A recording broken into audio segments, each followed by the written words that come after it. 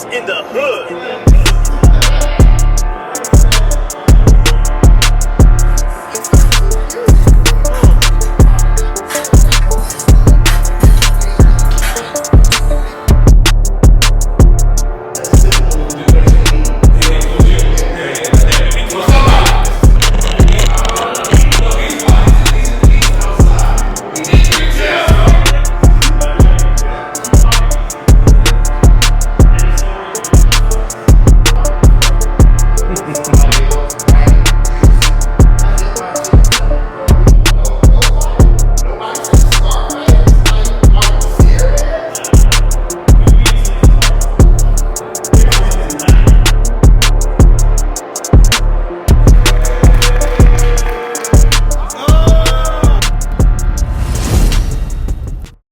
What it good be? Hopefully this is what it should be. This your boy N-O-R-E. What's going on? It's DJ EFN. And this Military Crazy Royal Podcast. Make some noise!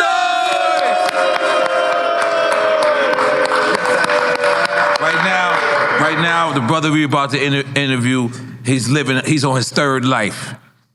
He's been one of the most hottest rappers out there, one of the most acclaimed producers out there, and now he's really the hip-hop Denzel Washington out this mother flipper. He's in everything. His smile, he's looking younger. He's doing better. He's driving Ferraris now. He waited a long time to drive Ferraris and Lamborghinis and live his goddamn best life, and he doing it. Yeah, man. They say the blacker the berry, the sweeter the juice, and the merrier the cream of the coops. We are out here. This man deserves his accolades. He deserves his flowers. He's an icon. He's a legend. He's a friend of the show, a friend of both of ours. Family. And we're going to give him his motherfucking flowers today. In case you don't know what we're talking about, we're talking about the one, the only David Motherfucking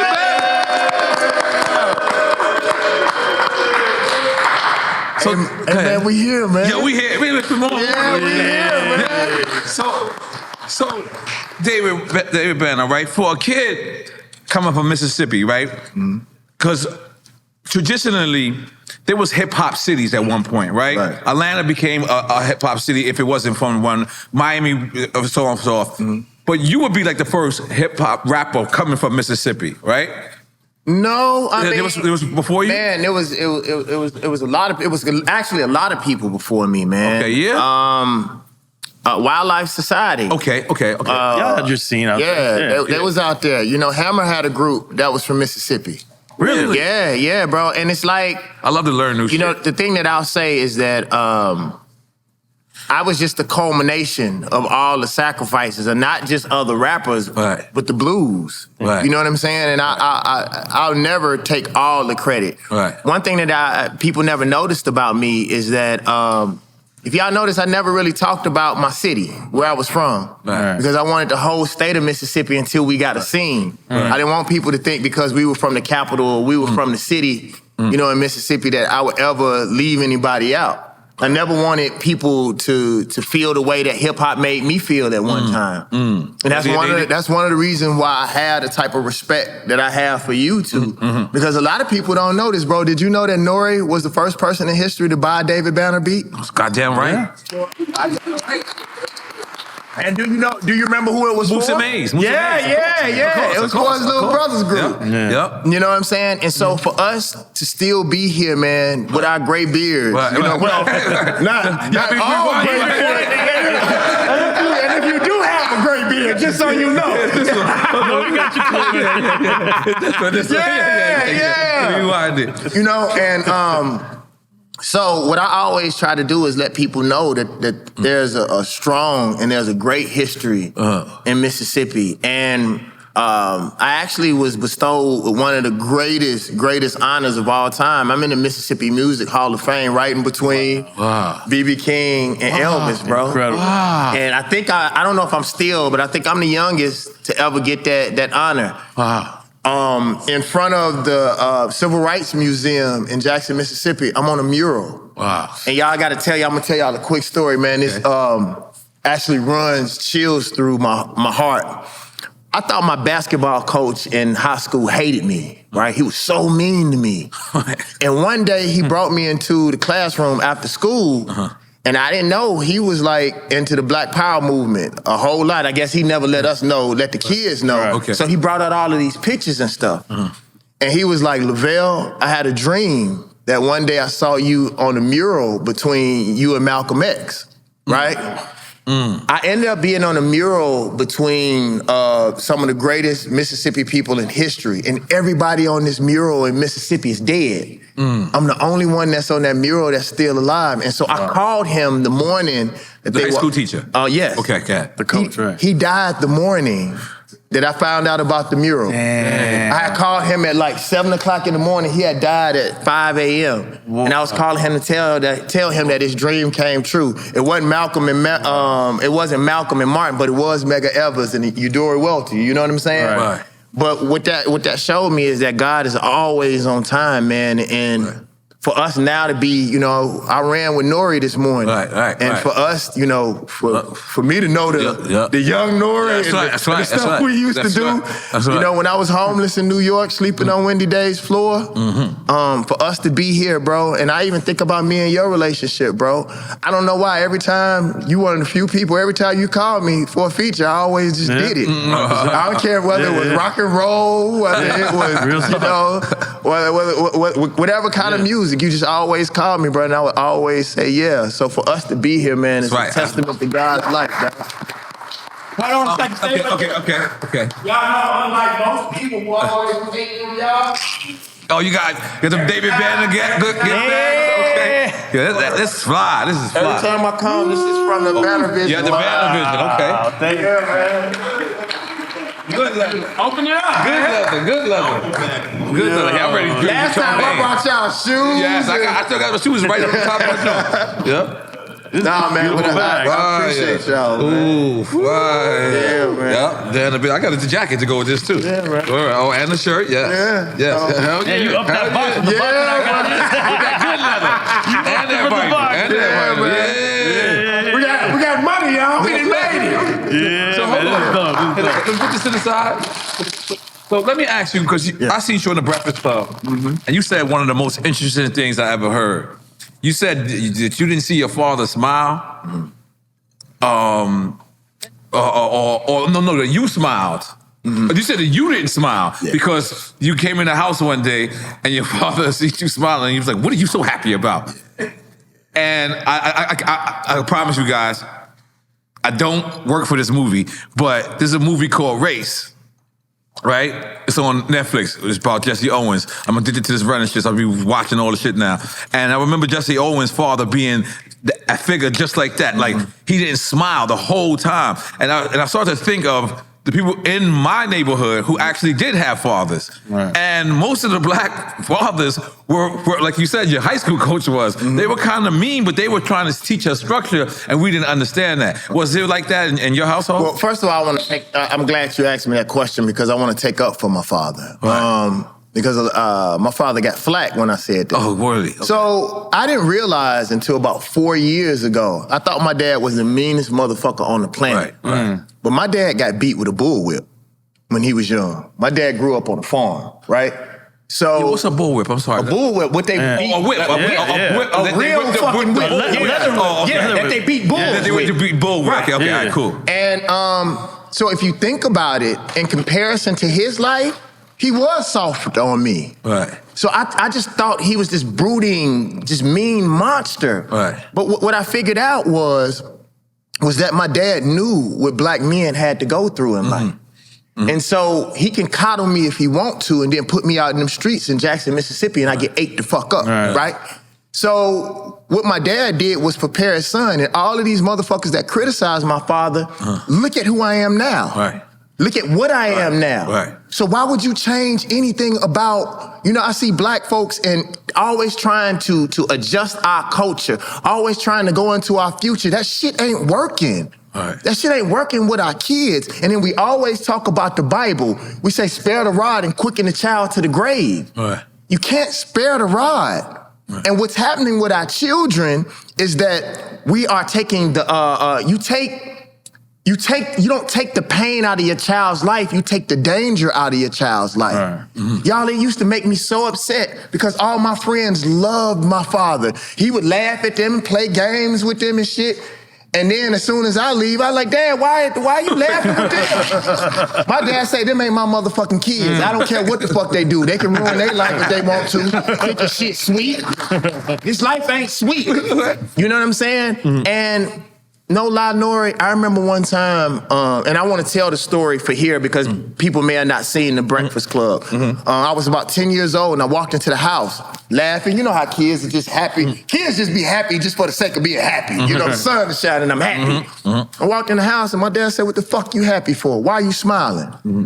He said, I pay all the bills and I'm not happy, so why the fuck are you happy? Yeah. And I stopped smiling. I ain't bullshitting. I really didn't smile. Think about the David Banner album. Y'all didn't see me smiling till my third fourth. But also, people don't think about this. Mm-hmm. Jackson, Mississippi was the murder capital of the United States during that time, bro. You know what I'm saying? And we were a smaller town. So in other cities, you could go a month or two without seeing your enemies. Yeah. Where we from? Let me ask you, because that was something that I brought up earlier before you had came on the run. Mm-hmm. That was something I wanted to actually ask you about because, we know that was the murder capital, but was that racially infused, or was that gang on gang? Right? Is it black on black? Like when it was the murder capital? Well, I'll say this, bro. The thing I tell people about Mississippi all the time is, if I had to pick a white person on this earth to fuck with, it would be Mississippi white folk. Because Mississippi white folks, if they love you, they'll die for you. If they hate you, they'll try to kill you. It's unlike these other cities, like, bro, like you know where they stand. Yeah, you be around a white dude working with them, and then this motherfucker been stealing your pension. You 80 years old and your money gone. Right. And you thought that was the homie. At least in Mississippi, a motherfucker, like, there were lines. I even knew this from selling my CDs. Mm-hmm. There were lines in Mississippi, lines of demarcation where white kids didn't go past. If your music wasn't in certain stores past that line, they just wasn't going past that line. And if you saw white people past that line, then you knew that they fucked with you. Okay. You know what I'm saying? Right. So in Mississippi, like, I really didn't deal with that racist shit that people were talking about. Motherfuckers, I heard the white boys in North Mississippi up close, you know, was a little bit different, but where we from, like, black folks ran that shit. We ain't had no problems. We ain't had no problems with white folks at all. You know what I'm saying? Well, I ain't never seen no Ku Klux Klan, like, in guard. You know what I'm saying? Because black folks was about their shit. We had been through enough. But you see them in Walmart. Not in guard. Well, they were not in guard. You probably seen them all over. They weren't out the closet in Walmart. But what I will say, man, is that I think what happened with Jackson, Mississippi, you know, you had the migration lines, you know, through the Mississippi River and the trains. So we were so deeply connected and so deeply rooted in Chicago. So, like, you know, our parents would move to Chicago. Like, me and my mother were different. Most people didn't know this. Like, my mother was born in Mississippi, raised in Chicago. And it was the exact opposite for me, you know? And so when somebody would get in trouble in Chicago, they would send them to their grandma. You know what I'm saying? Right. When we wanted to see a better life, we would move up to Chicago. You know what I'm saying? Think about it. That's crazy. Think about it, y'all. Crazy how that sound. A person from Mississippi looks at Chicago. Those of you all who've seen Sinners, that's what the whole story was about. Yeah. Oh, don't tell him. Don't tell him. Okay. All right. Yeah. All right. Make sure y'all go see it. Yeah. 3-4 times. We got him coming. Ryan Googler. Ryan Googler. We'll tell him in his next Mississippi movie to make sure he includes you. Yeah. Goddamn it. Me too. Or somebody from Mississippi. I can make a Mississippi accent. So let me ask you. Bouncing around all over the place, right? Somebody said, somebody was being funny earlier, and they was like, imagine David Banner with Dr. Umar, right? Mm-hmm. Like, have you ever met Dr. Umar? Me and Dr. Umar went on a speaking tour. It was sold out. Okay. It was called Three Kings. Okay. Yeah. You, Umar, who else? It was me, Dr. Umar, and who else was it? It's so funny to me, man, like, and I'll say this. Mm-hmm. One of the things that I do dislike in Black Power is that shit is almost like the rap game. Like, I don't care what religion people believe in. I don't care how people believe that we can get to freedom. Let's just get to freedom. Mm-hmm. I don't think that Malcolm and Martin had to fucking compete with each other. Right. Sometimes you need the guns. Sometimes you need peace. Why can't we commingle if we really want to see people free?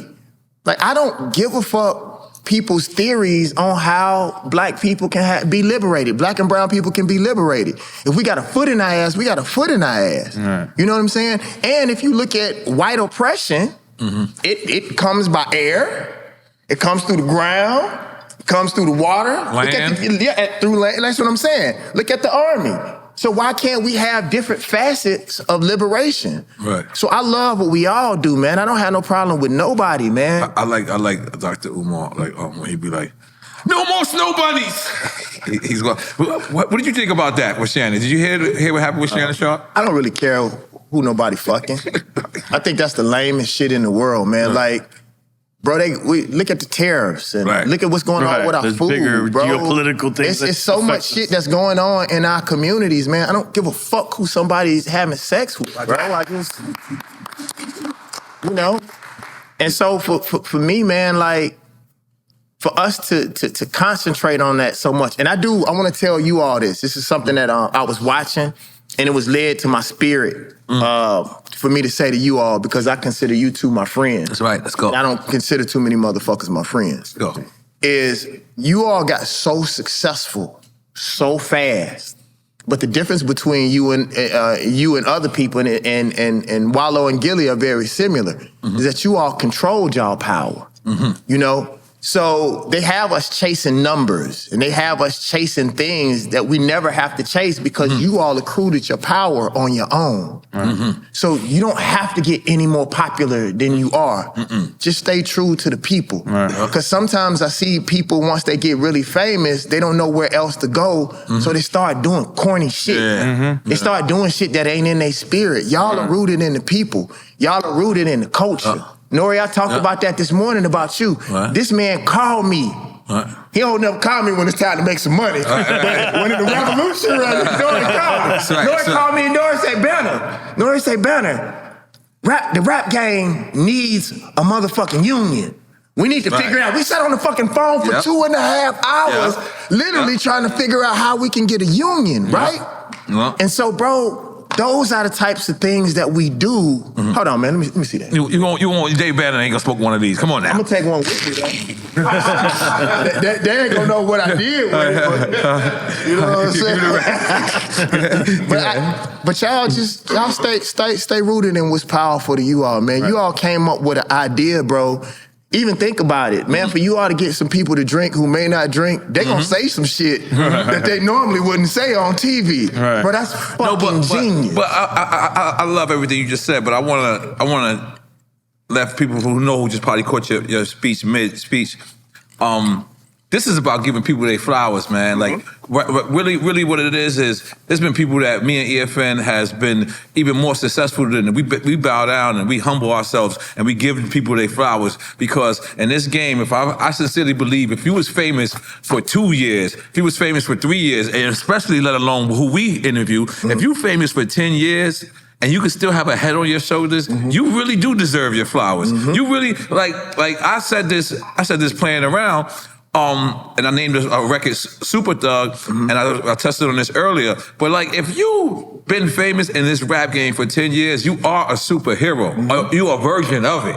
You know what I'm saying? And not just famous. If you were a pioneer, especially or someone that worked on the ground, that we know was 90s, foundational. When it was hard to get on and when it was time to get on, like, I sincerely believe that this is my therapy. You know what I'm saying? Like, when I could give a person their flowers and tell them, listen, man, I want to give it to you while you can smell them, your thoughts while you can think them, your drinks while you can drink them. You know what I mean? Because the thing with us, what we said is, it's never going to take away from us for us to give people their just due. You know what I mean? And that's what hip hop is missing. That's what I think this is a real special part of the show. But Crooked Letters. Let's start with that, right? Me and you spoke about it earlier, but let's let the fans in. We have very similar, like, I came out with the War Report, Capone and Noriega. Then you guys came out with that. What is the difference between you when you're in a group and you when you're solo artist? What's that difference? Man, it's, I'll just say this, man. It feels good when you have your brothers around you. You know, I was always the oldest brother. You know what I'm saying? I was always a trailblazer, man, but this shit ain't easy. People don't talk about the mental aspect of having to go through this shit. They never talk about the street shit we gotta go through. They never talk about the social implications. They never talk about the police. You know what I'm saying? Especially what they was doing to y'all during that time. Hip hop police. Boy, the hip hop police wasn't playing. Shit, bro. I was with me and Razzcast was with John Forte one night, bro, and got hemmed up going to the Cheetah Club. Yeah, John Forte got locked up. He got it bad, man. Yeah, he got it bad. Yeah, I glad remember he's that. out and then. Yeah. But the difference between being in a group, man, is just that, you know, you have somebody that you can go through this shit with. Right. Because a lot of things we can't talk to people about. A lot of pressures we can't talk to people about. You know, even from a street perspective, bro, me and you talked about this, Nori. Something as small as where we from, there ain't no motherfucker all up on you, all close and shit. Back the fuck up. But you know, as you become famous and shit, everybody want to run up to you. People don't make quick moves where I'm from, bro. Like, if you make a quick move where I'm from, you dead. You feel me? So it's like even getting used to going from being the hunter to being the hunted. Like, I wasn't used to that shit, right? And when you have a brother with you, that's dope. But then you also got to worry about if somebody else is late. You know what I'm saying? Or if somebody else gets sick. Or something happens with his daughter and he ain't able to make it. Or, you know, all of those different types of things. Or if somebody doesn't see your vision. I used to get mad when people didn't see my vision. But that means I'm actually closer to God. Right. If you can see what I see, then you're not blessed. Then I'm not blessed because it's general knowledge. Right. I've always been a man of vision, so I can't expect somebody else to see it. I can't expect somebody to jump on everything that I decide to do. But if in history I consistently show motherfuckers that I know what I'm doing, then I would think that people would have the internal fortitude to say it's something special about that Negro. We might need to follow him. So I just realized, you know, when I'm by myself, and I think I was a little bit different. You know, Crit was a little bit different. T-Pain was a little bit different. Not only was I a dope rapper, but I was also a dope producer. So I didn't have to wait on nobody. I didn't have to wait on the producer. If my producer started acting funny, even in my company. Did you engineer your own shit too? For a while. Okay. For a while. I am one of the few people that I can go in the studio by myself and do a whole album. It's all about the act. Like, by myself. It may not be great because I'm doing everything, but I get the shit done. All right. You know what I'm saying? As a producer, has there ever been a beat that you gave away as a producer that you wanted to keep as an artist? No, if I gave it away, I gave it away. It was meant to be. You let it go and it was done. And I gotta be honest, and I want to say this in front of everybody. You produced a lot of beats. So I don't want you to rush that. I did. But there's two things I want to tell y'all about. So I think T.I. as a rapper has one of the best ears. As a producer? No. Just as an artist, period. Okay. Like choosing beats? Like, most people who can rap at the level that he can rap, they usually don't pick beats well. Right. I don't care who you talk about your favorite rapper, the beat's not usually jamming. Right. That's part of the problem. Right. And so what I would do with Tip was I would go and play beats for Tip. For him, and have him pick it off for and other have artists? him pick the beats that he liked, and then I would take those beats and go play them for other people. He was my A&R, I didn't even know it. And it was funny because I just went to him recently and it was like, bro, I want your ear on my next album, bro. Like, I really want him, because he has such vision and it's so, I don't know, it's something really special. But because I give you an example, when we did Rubber Band, man, I'm a producer. I'm not a beat maker. Tip left and came back with that record being the way that it was. So like the kids and all of that kind of stuff, that was him. Right. He added to it? Yeah. Like he didn't add to the beat, but the structure. The overall. Yeah. Because I produce records. I don't just do, I just don't give a person a beat and they run off, you know? And that actually came from Snoop. Snoop is the person that turned me into a producer instead of a beat maker. Bless you. I was producing Snoop, and I was just so happy to be producing Snoop. I didn't say shit. And Snoop said, "Come in here, nephew." He was like, "You dope." He said, "Tell me what to do." And I say, if I can tell Snoop what to do, the rest of y'all motherfuckers can't tell me shit. He got that from Dre. And I started going in here telling motherfuckers, you do this, you do that, man, fuck that Snoop. Say I'm the shit, fuck you. No, but if you think about it, Snoop has kind of always been produced. I mean, yeah, Dre's the ultimate producer. So he probably, even if you didn't want to like produce for him, he probably had to force you to do that, man. And so, you know, from that point, bro, I just realized, like, I give y'all another story. And y'all gonna trip on this. And it's crazy because Beyoncé just used Like a Pimp in her tour. Man, y'all clap for that shit. That was big. Hey, take some champagne, brother. Take some champagne. I was talking champagne. I was crazy. I was talking to my mom on the way coming over. I was like, Mom, would you ever would have thought That's crazy. that Like a Pimp would be doing? Because did your mom know, or you had to tell your mom? What about Beyonce? No, she knew. She knew. Oh. I mean, regardless of what people say, Facebook is their hood. You know what I'm saying? And it's Like a Pimp on top of that. Yeah. But the crazy thing is, I didn't like a Pimp. Right. I really didn't. I picked that beat because Lil Flip. Lil Flip was like, well, I'll barter with you. You give me 2 beats, I give you a verse. And so I gave him the 2 beats, and I was like, well, I sampled Pimp C's voice. That's Texas. I know he'll like that. I just threw him a beat real quick, and I said, I'll go and change the beat later. We made that song in like 20 minutes, bro. Wow. And the last verse, we went back and forth, just like on some freestyle shit almost. Right. And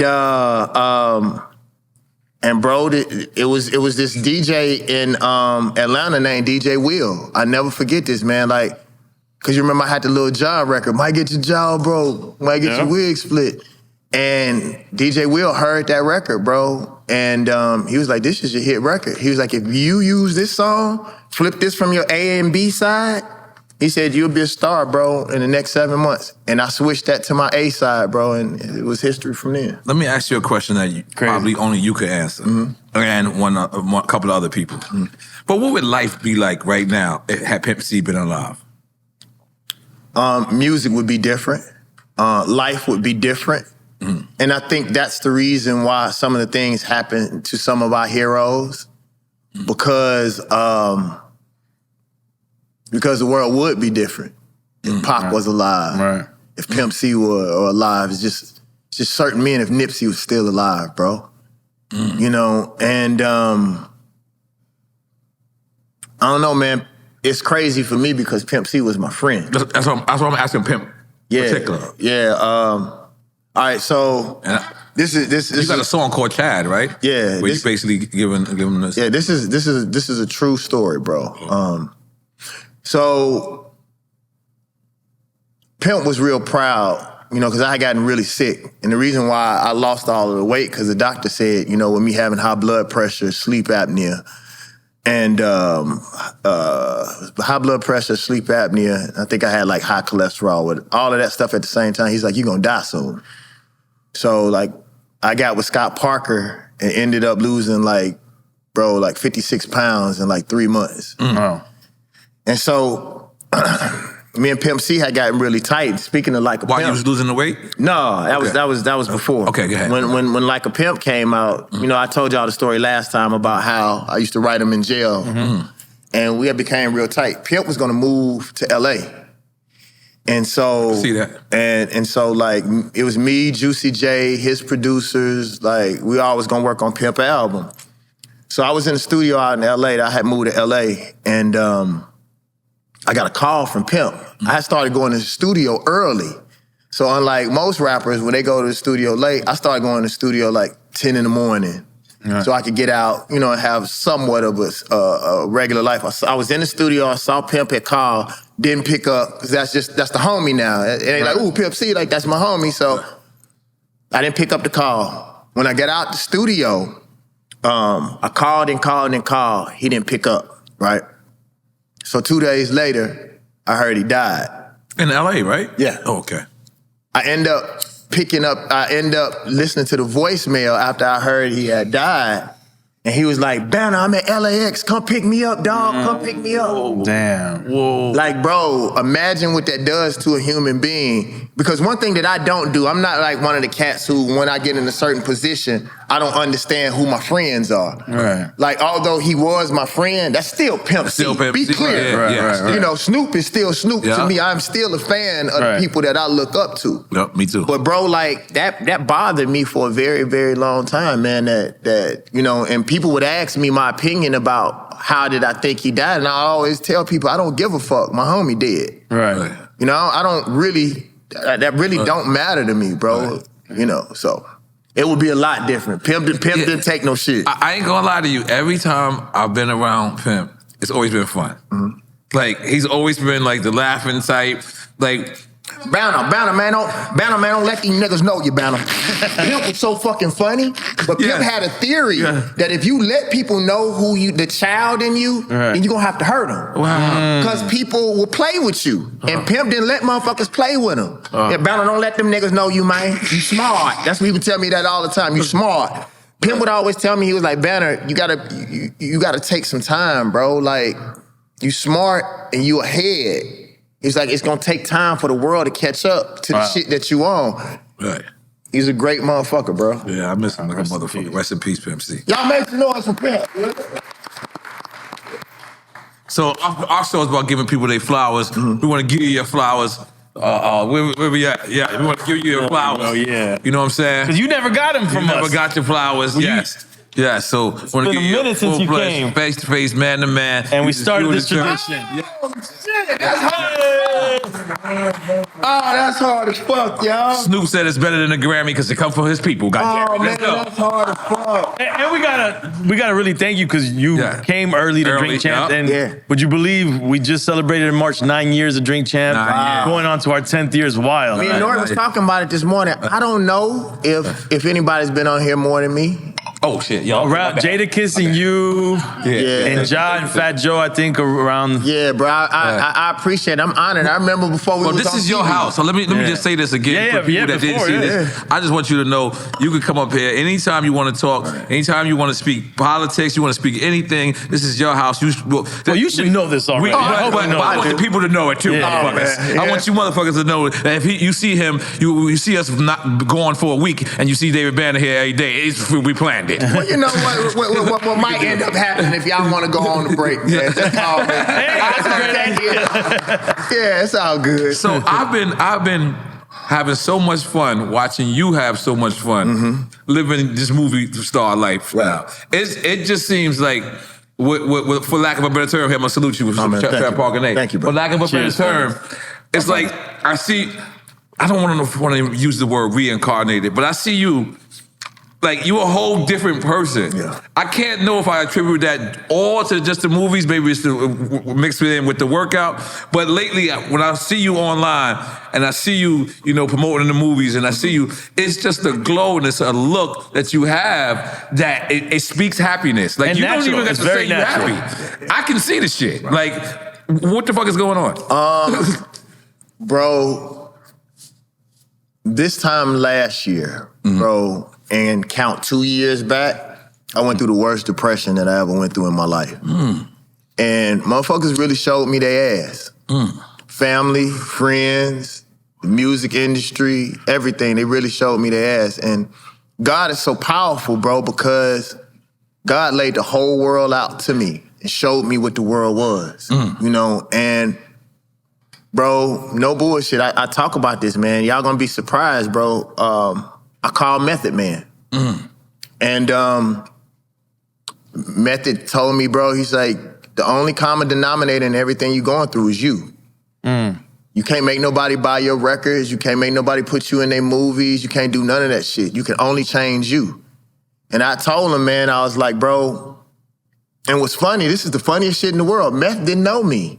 Rottweiler, I did a verse. Cause you remember, bro, I had just went on this run where I was just spazzing on the mic, right? And I did a verse on Eric Sermon album, and me and motherfucking Rottweiler got really, really tight. And it's so crazy because Rottweiler seemed like he was from Mississippi, because I said, man, I'm doing a God Box 2, and I think I want Method on record. He did some Mississippi shit. He was like, you want meth on the record for real? Hung up in my motherfucking face. I was like, what the fuck? Like, bro, 15 minutes later, here go Method number. He said, call him tomorrow. So I called, Method did the verse in a fucking day, bro. Wow. And I asked Method, I said, Method, man, why you fucking with me like that? You don't know me? Method was like, man, I get on Twitter sometimes and Black Twitter say, protect David Banner. Right, so we gonna do that shit. And so then, we would talk every now and then. So one day, man, I was seeing how happy he was on TV and how well he was doing. So I said, if God has blessed me to have people in my life like that, call them on some real shit. Right. So I was just like, hey, bro, I can't sleep, dog. And Method said, I went through the same shit. And he said, when I wasn't sleeping but 2 hours a night, Nori. Wow. And start fucking with my mind. I ain't gonna even bullshit you. And it's crazy because when I would go to the doctor be like, okay, yeah, you can't sleep. I'll see you in 4 months. Motherfucker, I just told you I couldn't sleep. And you say you can't see me for another fucking 4 months as much as I'm playing your black ass? Shit. So Method said, I couldn't sleep either, Banner. He said, so what I started doing is getting up, going to the gym. He said, the gym in New York opened at 4:30. And so, bro, when he told me that, bro, I just started going in the gym every fucking day. Bro, even if I was super depressed or whatever, I would just go sit in the fucking parking lot. But I wouldn't miss that fucking gym. There's a book called Atomic Habits. And dude said something so powerful in that motherfucking book. He said, even if you ain't gonna do but one pull-up, do that one. Because when you don't do that one, then that's when it starts, when you don't do none ever, right? So he said, even if you get on the treadmill for 2 seconds, just get on the fucking treadmill, bro. And no bullshit, I started going every day. I said, I don't care how fucking sad I am, I'm gonna get in this fucking gym. And then one day, bro, it clicked to me, bro, that I am not gonna let nobody, I don't care if it's my mother, and I love my mother more than any of you motherfuckers on this planet, but I'm not even letting my mother take my happiness away. Bro, no bullshit. If a person doesn't have a good spirit, if they not on that shit, I don't even want you around me, bro. So let me ask you, do you think that by you working out, you attracted these movie roles? Do you think, I mean... change your state of mind through that. Let me just be honest with you, bro. Okay. I'm one of the sexiest motherfuckers on the planet. I'm just being honest with you. I mean, y'all don't have to admit it. I know we're very heterosexual men in this bitch, but I look awesome. Did you see when we was running this morning down the road? White ladies looking at me? I started to go get reparations right then. But I was like, no, I'm out here with Nori. Let me be cool. Nah, seriously, bro, no. Like, no bullshit, bro. When I tell people that I'm the sexiest motherfucker alive, it's not because I'm popping shit. It's because we stay in that fucking gym, bro. Bro, I see how you was running today. That's 4 years of training, dog. Like Method said, bro, I can't expect a motherfucker to put me on their film, but I can be prepared when I walk in that fucking room. I can know my lines and look better than any of these motherfuckers on this fucking planet. And what it also does, bro, is it motivates the children, bro, to want to be better, man. So what I decided to do, man, is not complain about the world, but work on me and me be better. And no bullshit, bro, you talked about it earlier. The reason why I started fucking with the Ferraris and shit like that, it wasn't to pop. A lot of people do that and get into opulence so they can show out in front of other poor people. That's not the reason why I do that. I do it because I've never done nothing for myself. Right. Bro, think about all the fucking money that I made, and I looked around and I didn't have shit. It's not about having their toys, but if everybody else in the world, I told somebody, I said, when I presented to the world a martyr, all black people brought me was death. When I presented to the world a fucking king, they brought me money, jewels, gifts, and opportunity. And I say this especially to our young ladies that's watching Drink Champs. People treat you exactly how you treat yourself.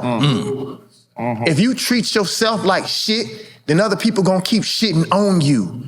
If you don't take shit and all you put in your body is the best, all you step into is the best clothes, the best things, then people are gonna treat you exactly how you treat yourself. If I told the motherfucker this, man, then when they brought me to speak, I said, how you gonna offer me $10,000 and my outfit is $7,000? I'm not bullshit. I'm dead serious. Look at me. Look at me, motherfucker. In order for me to come to your event, motherfucker, you gonna at least have to double my outfit. So honestly, like, bro, like, I get paid a house. Whether hip hop is selling or not, bro, my lifestyle is a certain way. So don't call me if you don't have the bread. Right. You know what I'm saying?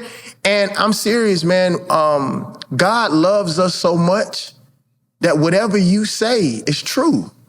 If you say you a nigga, then you a nigga. If you a God and you act like it, you that too. God wants the best for you. Life conspires to give you exactly what you want. But what you don't notice, we don't notice what we say to ourselves. Nigga, I'ma die tonight. I'ma die tonight. I'ma die tonight. That nigga dead. And I'm a cash money millionaire. I'm a cash money millionaire. I'm a cash money millionaire. You become a millionaire. They're millionaires. Right. So I want opulence, bro, and I want peace, and I want happiness. And one thing that I want to do for y'all, bro, I have some things that I'm doing on the technology side. And it's funny, I told Big Tigger this morning. When this shit happened for me, all y'all motherfuckers could quit. And we ain't that cool. When I'm telling you, when I do the shit that I do, all my homie, y'all can quit this shit. We done for life. Like, bro, the stuff that I was so proud of myself last week, and this is not on no cap shit, bro.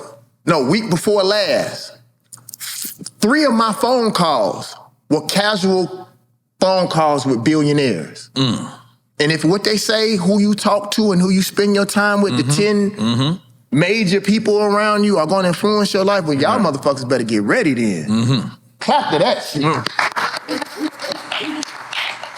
Let me ask you something, and this is for me knowing you for 25 years. And this is an outright question I want to know for myself. Okay. Do you trust human beings? Do I trust human beings? I trust human beings to be human. I'll tell you all something, and this is serious. This is gonna shock a lot of people. One of the things that helped my depression is I don't hate anymore. I don't hate anybody on this planet anymore. Other races of people who actually may deserve hate because of the things that they have historically done. What I realize is that there's a finite amount of energy in the universe, right? So there can't be any more energy created, right? So if I give my energy to like 30% or let's say 50% of that to hate, and it may be justified hate, then you constrict the opportunity to have opulence, love, opportunity, vision, right? So what I started understanding is that if you know people have historically been a certain way, then why you keep going around them motherfuckers? That's your fault. A lot of people got mad at me when I said, I told Big Boy this. This is the best time in history for black and brown people. And people say, huh? I said, because these motherfuckers have shown you exactly who they are. And if we don't take care of ourselves, we're done. So now is the time in history for us to create our own shit, our own movies. It's time to let the fucking plantation go. And back in the day when I used to talk my shit, y'all be honest, most motherfuckers thought I was crazy. Some of y'all in here probably thought I was crazy too. That nigga crazy. And now that all this crazy shit is happening, now people are looking for solutions for the motherfuckers who were crazy. Bro, I know the albums that we made. I know the songs that we made. We was talking about this shit 10, 12 years ago. Right or wrong, E? Yeah, absolutely. And this shit came true. Right. So now it's time for us to get our farms, bro. Now it may be time for us to move to Belize or to Brazil or I just got back from Bali. You know what I'm saying? Like, it's time for us to stop talking, bro, and start moving. Right, acting. Yeah. Acting on it. Bro, Simmons threatened me if I go to Bali, I don't go see him. Like a, you gotta do run like a champs Queen's out there. threat. Oh, that's fucking great. Yeah. Oh. Everything you're saying, I keep thinking of Banner Vision, the brand. Because you know why? You know what? I'm gonna be honest with you. I know you for a long, long time, right? And it always seemed like you got smarter with your section. Like, you know what I mean? Like, it always felt like, but it did feel like at one point you didn't trust the industry, particularly the industry. And that's why I labeled it human right now, because that has to come from somewhere, right? Like hip hop hurt my feelings, Nori. You talking? I'm just being honest. This is your interview. So the culture of the industry. I can speak about that all day, but please explain that to the people who can't understand. Hip hop hurt my feelings, bro. Yeah, that's deep. That's deep. What most people don't know about me, bro, is I was a battle rapper. Like, I was a battle rapper. I was a backpacker, but living the life that I talked about later on. You know what I'm saying? And I had this love for hip hop.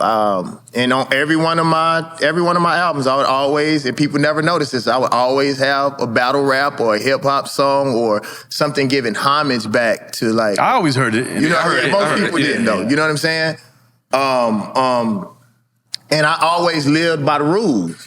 But hip hop really didn't give a fuck about me, and really give a fuck about Mississippi. When did hip hop hurt your feelings? And when I realized that this shit is imperialism. It's a business. Yeah, it's imperialism. And it ain't personal though. It ain't personal. It ain't personal. That's deep in itself. Hold on. Because that's a two-part question. That you just answered that two. Because one, that's exactly what it is. It's like, yo, this is a business. It's just called hip-hop business. It's called, Well, there's a difference between the business side of it and the culture side. You could make the distinction. There is a distinction. Okay, I want to think... There's the monetizing of the music. I want to think that all three of us entered this for the love at first. Yeah, but once we realized it was business, we didn't want to get jerked. But we're like, business. what better business to be in to make money out of what you love? But then, like he said, that's the other part of that. It's not personal. But the problem is that I think what happened to hip-hop in general, or anything, when it comes to people of culture, we do it by feelings because we're spiritual people. We never laid down the rules. Right. Like, I'll give you a great example. Everybody want to talk about who's the GOAT, who's the GOAT. How can you have a fucking GOAT when there ain't no rules? If we're going to say somebody is the GOAT of basketball, then let's sit down at a table and say, okay, how many championships you have to have? How much influence do you have on the culture? All of these different things. We have to have some rules. Criteria, because if not, then it's emotional. And if it's emotional, then you can be constipated, or generational. Or generational. Right. Because if you notice, when people talk about their GOATs, they're really emotional about who they like when they were growing up. Right. Like, stop that shit. You know like, what I'm saying? My son, I can't speak about LeBron at all. Like he takes it super personal. Like, and I'm just like, I don't do it no more. And then for a person to not really talk about some of our greats who got 10 rings, 8, 9, 10 rings, and for us to talk about the GOATs in hip hop and nobody say Rakim? No, that's why. At all? No, nobody say Scarface? Wow. Like, are you serious? Face? Come on, dude. Right. So I think part of the problem is we have allowed other people through their money to have a say-so in hip hop. Yeah. One thing that I just finished speaking at Ad Week. And what I told them is, I wish hip-hop was the way that it used to be. Is you give me your fucking money, you sit the fuck down, I'm gonna make you a profit, let me do what the fuck I do. Right. We have allowed white people to become too comfortable in our culture. And this is something, I guess that's the reason why y'all call it Drink Champs, because I'm gonna say something I'm gonna say something that's really real. One of the reasons why I stopped producing is because there was a young white A&R at one of these labels. And I had already produced 2 #1 hits for this label, right? And this white boy felt comfortable to comment about Southern rap music to me. Now, I probably would have took his notes. Right. On R&B, maybe. Country music, maybe. This motherfucker felt like, yo, David, you better shut your motherfucking mouth and take these fucking credits. You don't know nothing about this shit. Because I may not have created, but I have something to do with this shit. Right. You know what I'm saying? And the motherfuckers feel entitled. Right. And it's because we allow people. And you got too many Negroes who will take the check and allow their black or brown skin to be used to manipulate other black and brown people. And I think that shit is whack, dog. People use culture when it's most convenient to them. And I don't like that shit, dog. Yep. Want to do a quick time with Stein? Let's do it. All right, cool. Yeah, you want to explain the game? Oh yeah, he's never played QuickTime with us either. I haven't. I saw that shit. Like, I'm glad they never did that shit with me. All right, here we go. So we're gonna ask you a question with two different This shit is hard. topics, two different people, two different names. Yeah. You pick one, we not drinking. We explain this horribly, by the way. Yes. Pick one, we not drinking. If you don't pick, or you say both, we drinking. Okay. Yes. And really what we want is just bring up names, give us stories. I'm with it. Because You know what I'm we saying? are celebrating motherfucking David Banner tonight. Like, listen, man, you know, the show has got bigger and bigger and bigger, and we truly have a different audience, and we truly want to share this audience with you, you know what I mean? Because you've been a part of each audience as it's this grown. is your audience. So this is your audience. Each iteration, Each bro. iteration, yes. Yeah, dope, bro. Yeah, so, damn, what are you drinking? Mama Juana. This is another Mama Juana. You got a fancy the one that bottle? Pimp brought. I'm proud of you. Yo! Because I ran out of my homies. Yo! I ran out of the other one. You usually have this shit in plastic. Like, yo! Mama Juana King is still the king. Yeah, I'm proud of you, bro. Shout out to Candela. This is Pitbull brought this through. Okay. Damn, Pitbull got a motherfucking Mama Juana. Remember, he brought it through last Oh, time. yeah, I forgot. All right, ready? Yeah. Yes. Tupac or Eazy? Tupac. Any stories or any thoughts? Bro, it's so crazy about Pac. Pac, and I'm being very honest with you, bro. I don't like the fan stuff a lot, but I really found that I missed how brilliant Biggie was because of Pac. Like, I was such a fucking Tupac fan that I listened to Biggie, but I didn't absorb it because I was such a fucking Pac fan, bro. Right. And I didn't know either one of them. You know what I'm saying? And I'll tell everybody this, man. Usually, and I'm not saying this is the case, usually the person that you like musically usually be the asshole. Right. Usually, you know, and we get connected, and America is doing this now, bro. I'm watching with this Trump shit. Bro, just because you like somebody or you like their music don't mean that they right. And the stuff that they do is right. We got to get back to what our grandmothers taught us. Like, if you wrong, motherfucker, I don't care that your beats jamming. Back in the day, bro, just because you had money, we'll spend up your money, motherfucker, but you ain't cool, you still a fucking lame. You know? So for me, bro, I really, Suicidal Thoughts from Biggie was one of my favorite songs, bro, from him, and I would listen to that a lot, but I really miss the opportunity to enjoy, you know, Biggie's artistry because I was such a big Tupac fan. I think Tupac transcended hip-hop, and not many people can say that. I think he had a bigger calling on his life, and he wasn't a perfect man. None of us are perfect, but I think the calling on his spirit was so big, and that's, you know, we talked about Pimp C. You know, imagine if Pac was still alive. A lot of these rappers wouldn't be rapping. That'd be crazy. You know. So you picked, it's Tupac or Eazy-E? No, he picked Tupac. He picked Tupac. Okay. He picked, Big Crit or Currency? Crit. Okay. I think Crit is one of the dopest artists that ever walked this planet. Crit is dope. Yeah. We need him on Drink Champs, by the way. Yes. 8-Ball, MJG, or 3-6 Mafia? Oh, we not drinking. Oh, we are drinking. We are drinking, yeah. Well, let's get up. We drinking twice. So you saying both? Oh, I'm saying both. Yeah. Oh, come on. Salud. Yeah, brother. Salud. Shit. Oh, That was a good one. Yeah, he got the shot glass. He got the shot glass. Oh, yeah, she put a shot for you then. Okay. Cheers. Okay, I want this one. Ooh, I know where he gonna go, but I want this one. Wu-Tang Clan or the Dungeon Family? Dungeon Family. See, are you voting with heart? Cause see, that's one thing. Y'all South motherfuckers is very say it like protective. that, though. Yeah, y'all very protective of y'all South shit. I ain't gonna lie. But New York niggas not? Yeah, but it's New York. It's New York. It's just the South, bro. Think about Brooklyn. What the fuck you saying? But no, ask him about Brooklyn. When Brooklyn's here, it's Brooklyn.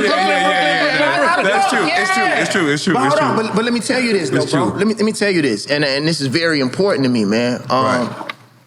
I think Rico Wade's family and the Dungeon family's Rest family. in peace, right? We go Rest in peace, absolutely, yeah. Bro, they should be billionaires or close to it. Absolutely. Bro, yeah. they helped shape Atlanta in general. The South as a whole, and hip hop as a whole. Think about what Atlanta turned into and how big the Dungeon family was a part of that, bro.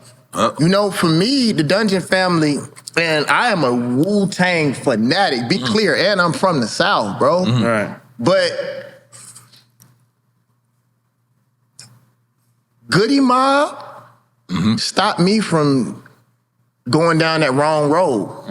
When I was thinking about, because I've always been blessed with both sides, the intelligent, school, the streets, rap. Like, I've always had all of those things around me. When I heard Soul Food, and they used to be in something that was called a robbing crew, a couple of them dudes used to go around robbing parties, dog. Wow. And for me to hear some dudes that were really thorough, for real, for me to hear some of Cujo's stories, like what I heard about him, bro, and for him to talk the shit that he talked about spiritually, bro, it changed my life, bro. Like people can say what the fuck they want to, bro.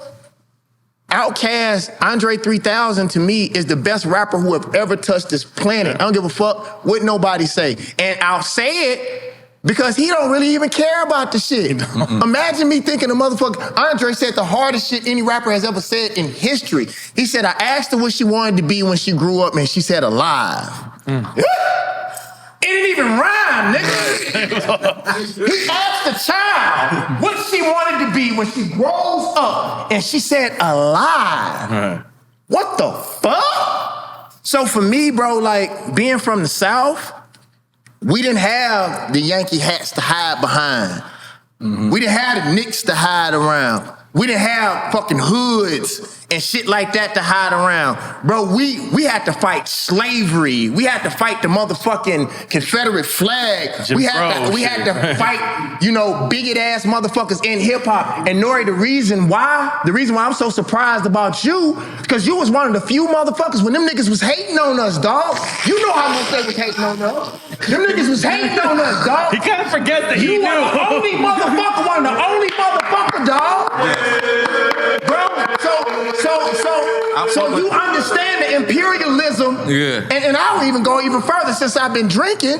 Shit, dog. They wouldn't give it to Redman, and he was right across the fucking bridge. They wouldn't give it to fucking Black Thought until he rapped for 15 fucking minutes straight. They wouldn't give it to Common. They wouldn't give it to motherfucking Andre 3000. You know who they is, right? Yeah. and they wouldn't give it to the West Coast until they stomped on buildings. Yeah. So, bro, that same imperialism, that same racism that they talk about, it reared its head in hip-hop, but people are not men enough. And I will say this, Nori, and I mean this because I love hip-hop, and I looked up to these niggas, bro. All they had to do was show love, bro. Bro, if they showed love, they would still, because think about it. Bro, we don't even put our heroes in songs, but we would always go and get Slick Rick. We would always go get KRS-One. We would always find the New York motherfuckers that we had. We won't even, bro, I'm telling you, bro, we won't even put our own, we don't put T-Love. We don't put A-Ball, like, why don't we put our own heroes the same way that we respect and revere other people, bro? So for me, like, it would be a discredit to my people in the South, and for me to be in the forefront, like you said, that I am, for me to say anybody but the people that changed my fucking life, homie. To the day that I die, bro, Dungeon family changed my life, bro. And I ride for them niggas if they like me or not, bro. Because they changed the South. They changed. And them niggas was so hip-hop. I'll give you a great example. Watch this, I'm gonna talk my shit. Let's go. You know this as a DJ. They may not want me to tell this, but you remember the remix, the Outkast remix of Southern Playalistic? I was already thinking. Right?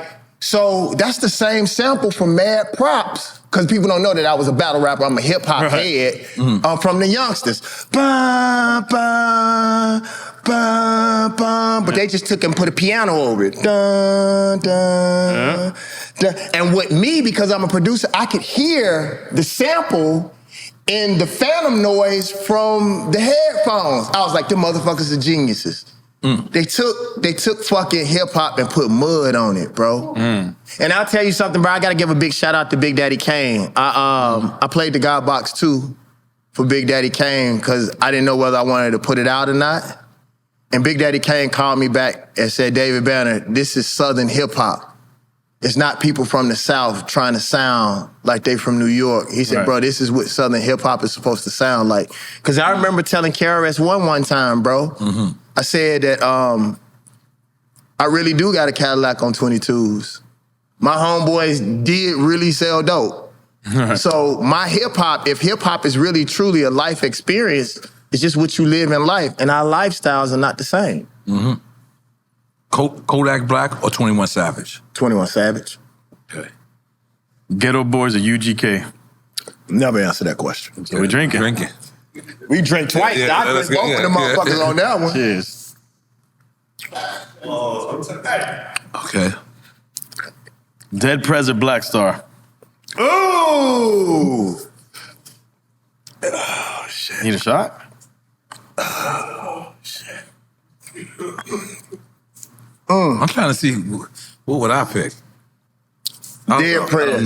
Dead Prez is Florida too, man. Okay. I go Dead Prez. My dog. I mean, shout out, but listen. I gotta go Dead Prez. That's a tough one. I gotta go Dead. Okay, I like this one. It's funny, hold on, let me finish that too. Okay, it's funny because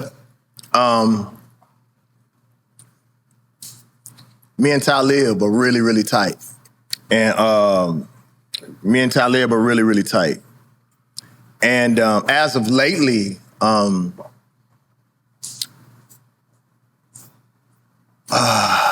call him Most Def no more, huh? Yassine. Yassine is that verse that he did on some of the last verses I've been hearing from him have been great. He's stupid, bro. He's stupid. But for the culture, bro, I gotta stick to it. Yeah. Shout out to Stick and One, bro. This is one I always love. NWA or Public Enemy? Well, it's been Wu-Tang and NWA. Yeah, we switched it now. NWA. Okay.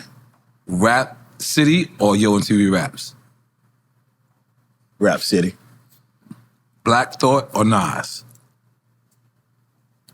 I'm not. I'm not answering. I'm not answering. Come on. Okay, all right, let's go. Come on, let's go. What happened? Yeah. Have some water? Yes. Yeah. ODB or Biz Markie? I love this one. Oh! Rest in peace to both those. Biz Markie. Okay. Okay. Michael Jackson or Prince? Prince.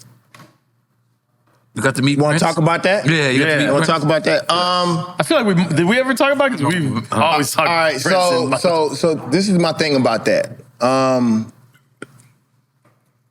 For entertainment purposes, it's Michael Jackson all day. Right. He's the ultimate. For singles, radio, but Prince, hands down, is one of the most talented motherfuckers who have ever walked this planet. He can play everything. He played everything, and he was the youngest artist, even when he was a teenager. Right. He played every instrument on his record. He produced himself. He's a fucking genius. And advocated for ownership. Exactly. And he didn't need nobody else in the room but just him. Right. You know, it's funny because all of my favorite artists are actually related. Prince's favorite artist is Curtis Mayfield. Okay. Andre 3000 favorite artist was Prince. So it's like all three of them, it was a line of the people who I've always looked lineage, at. right. Yeah. So, but Prince, from an artist perspective, just straight up getting in the studio by yourself, nobody else is there. That's why I have such a deep respect for Big Crit.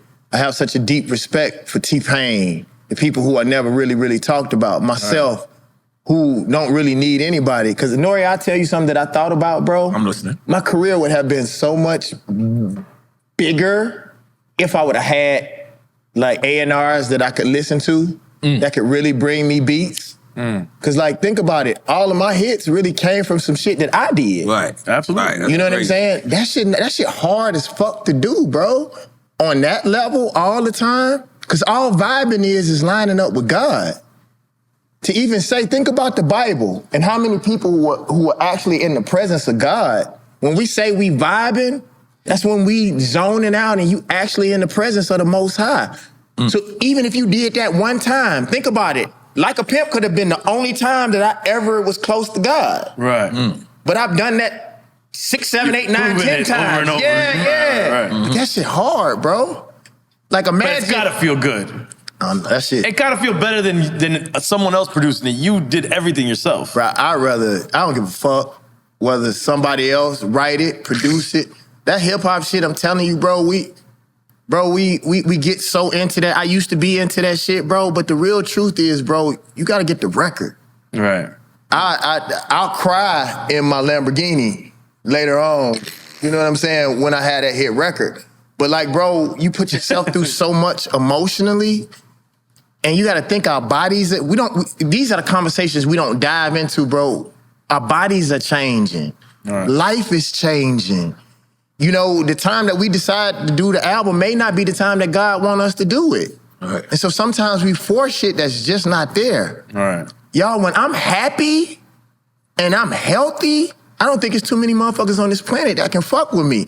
Right. But it's so hard to get in them spaces and them places. Who next? You gotta be on that frequency. Yeah. Analog or digital? Analog. I'm glad you said that. EPMD or Gangstar?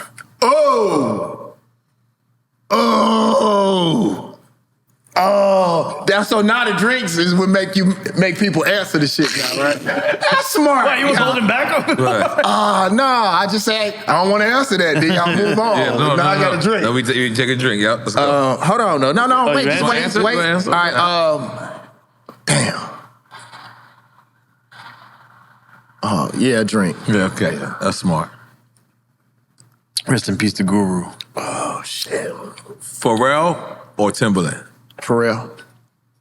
Well, let me say this. The Neptunes together. Okay. Let me be clear. Shout out to Chad, Let me be clear, bro. There is a soul that that Chad brought that people don't talk about enough. I miss the Neptunes. Yeah, I agree. I miss that you don't have to call era, that almost that synthetic soul, 60s soul that they used to do, bro. Like, I miss that shit, bro. Like, yeah, I agree. Pharrell and the Neptunes by far have influenced me a lot. Yeah. That's dope. It's dope. Me too. Soulja Boy or Bow Wow? Soulja Boy. Soulja Boy, tell him. BB King or Bo Diddley? BB King. You going fast now. KRS-One or Rakim? Rakim. Okay. All right, hold on, but I gotta say this. It's crazy, bro. Like, I know KRS-One. It's fire. Like, he talked about being on a record, bro. It was the craziest shit in the world. It's fire. And they're still doing it at a high frequency. Getting good show KRS-One's money, in Europe right now. Getting good show money. I was so proud of my OGs. I see a couple of their offers. I was like, okay. They getting it, Bro, man. As they should. Bro, I was a fiend before I became a teen. I melted microphones instead of cones. The Ice King music orientated. So when hip-hop was originated, fitted like pieces of puzzle, complicated. Because I grabbed the mic and tried to say yes, y'all, and try to take it. They say that I'm too small, cool. I never get upset. I kick a hole in the speaker, put a plug, then I jet. Bro, he the reason why I wanted to rap. Bro, I never heard no shit like that in my whole entire fucking life, bro. I got to experience something. Sorry to cut in real quick, but I got to experience something.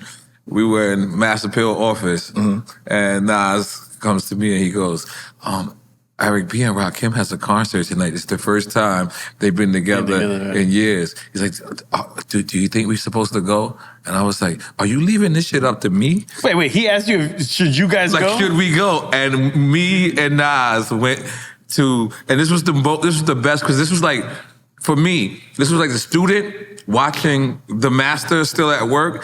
And then when Rakim starts going into these certain records that I didn't know, I looked at Nas and Nas knew every word for word. You was there?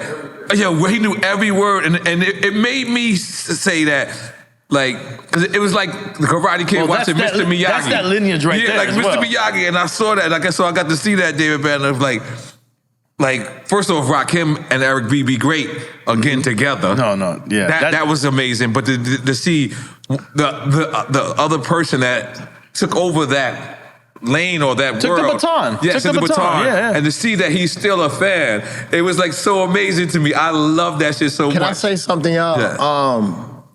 Yeah. Throw Some D's on That Bitch by Rich Boy. I think is my favorite, most complete song. It used to be Lucchini. Lucchini for the Camp Low. It just made me feel a certain kind of way, but I don't think we give out flowers to places and people who don't have the light from other people, bro. That song has stood the test of time. You see Kendrick rapping over it right now. He's talking slick, dope shit. A dope ass hook, Polo on the beat, and that bitch feels so good. That's a feels beat, now. That's a beat that I wish. That's You one made? boy that I made. That was mine. And that remix that they did for that one. Man, with Bananas. Andre came out the sky with his flute and came to spit on that that motherfucking remix shit. is crazy. Man. So that leads me to the next one. Kendrick or Drake? Kendrick. You look like a Kendrick type of nigga. Look, like I ain't even gonna lie. Man. Like I ain't gonna lie. Like if I had to guess what was in your playlist, I'd be like, you're Kendrick. But what I would say though, like in a good way. That's a good but way. what I would say though is that Drake won my respect. You know, as far as music and putting hit records together, you gotta give that boy you gotta give him his credit. Like from being able to market itself and create at the level consistently as he did, bro. And I'm a rapper, and I was like, nah, that shit dope. That motherfucker rap, he sing, he the complete package. You can't deny that. It's just for me, what tips the scale for Kendrick to me is his activism. And that's what tipped the scales for me with Pop. Like you can rap, all that shit cool, but kids dying, bro. Like we can talk all this party shit, that's cool, but racism is real, colonialism is real, motherfuckers is hurting. You know? And so for him to put thought into his music and for there to be something different and something deeper, bro. Like purpose. You see purpose in everything he did. Bro, I have to give it to him. And what's crazy is artists like him, as popular as he may be, the world really don't shed the light on him that he deserves. Think how big that song was, bro. You should see him everywhere on everything, the same way you heard it in the car.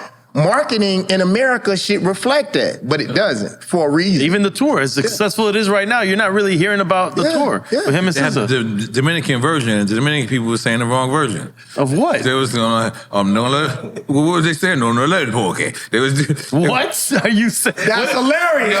What's the Dominican they translated it totally wrong, right? No me gusta me? They redid his song and translated it wrong, and no one said nothing. Like yes. That's how big that record is. I'm dead serious. I get the record is big. Next, Cash Money or No Limit. Drinking. Okay. Cheers. Shout out to KLC. That's what we gotta do to South niggas. Shout out to KLC. You put two South people together. He's like Brooklyn in a different way. Yeah, they like Brooklyn. They cannot go against the South. I respect that. That's the cheat code though. Rick Ross or T.I.? Come on, bro. Bro. Rubber band, man. Bro, I'm leading the witness. My bad. You are T.I. In my music career, if there's anybody that I would say has always been a part of my life in some kind of way, it's been Tip. Yeah. Tip has been one of the few people in this music shit. Every time I call him, he show up. Yeah. That's dope. I'll tell you something that I wouldn't have said on nobody else's show. The last records I produced, I think it was on Dime Trap, I didn't charge Tip.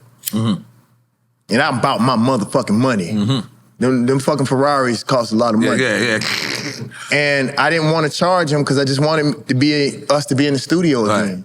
It used to not be about money. Because the real truth is, if me and Tip, or Tip and Toomp, get in the studio by ourselves with none of these motherfucking distractions, can't nothing stop us, bro. Right. That's like fucking Jay and Just Blaze getting in there with none of the money shit on their mind. And I told Tip, bro, like, bro, I didn't realize we hadn't been in the studio in 10 years. I was like, bro, let's just get back in, bro. Fuck that money shit. And there ain't too many people that I say that about. Like, I don't really care about what he think about me. Like, he's always been an admirable man to me. He's always showed up for me. Whenever I needed for Mississippi, when shit happened in Katrina, Tip got on the fucking radio and said, all you motherfuckers talking y'all got money? Then get a hood some motherfucking money. Banner is trying to help his motherfucking people. Fuck y'all. On the radio, raised 30,000 and gave it to me. Just like that, Banner go, I know you gonna do the right shit with it. Like, Tip is one of the few people on this planet, bro, who he settled and cool with the good and the bad in his life. You know who's like that too? The Ghost is like that. Styles? Styles P is like that. Styles P is cool with every aspect of his life. Styles P called me one time and was like, Banner, he was like, like, I'd rather be on this positive shit, but if the nigga shit come up, I'm cool.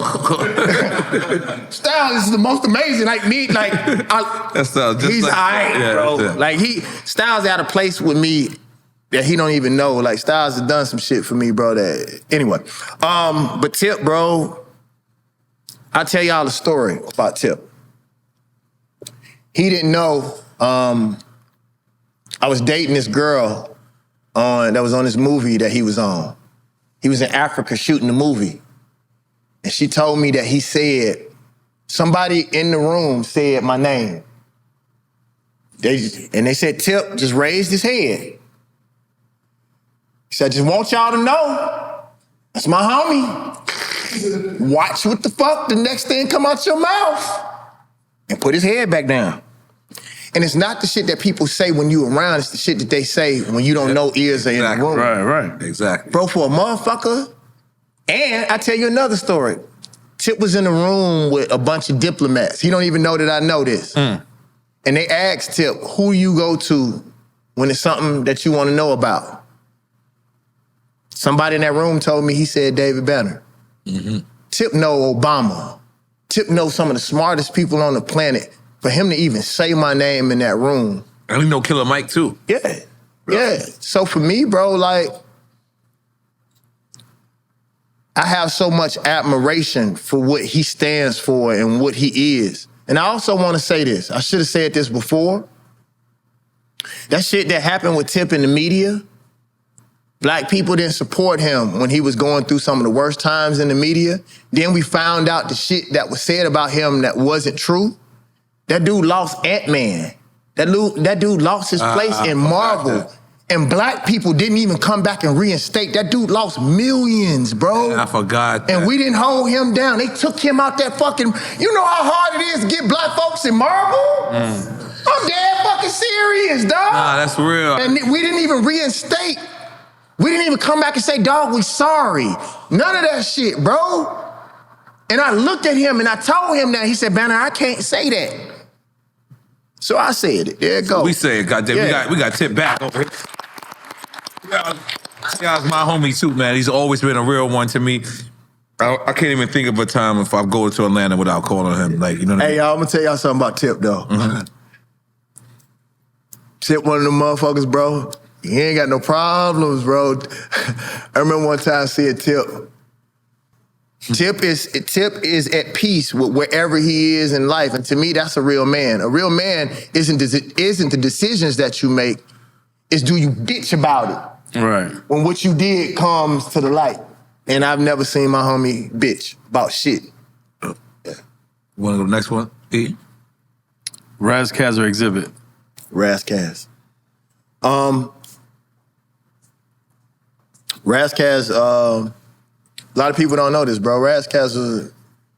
Me and Razzcast was roommates in New York for a while. Get the fuck out of here. I never knew that. And that's my homie too. Doing the penalty. Get out of here. Yeah, that was it used to be my roommate. Me and Razzcast are really, really fucking tight.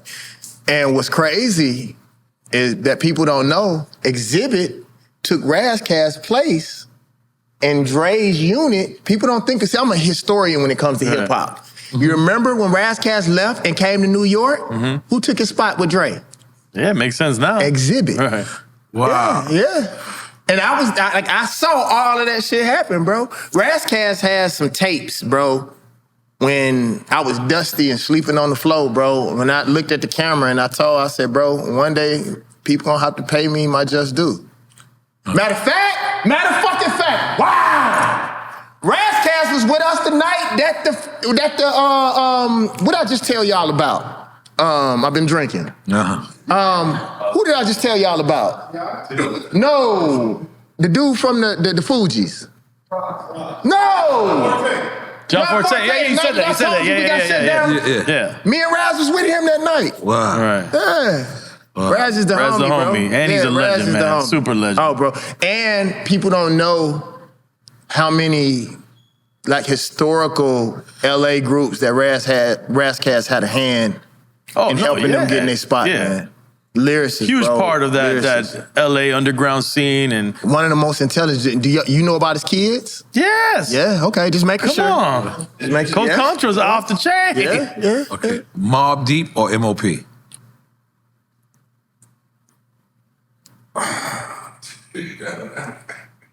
Damn it.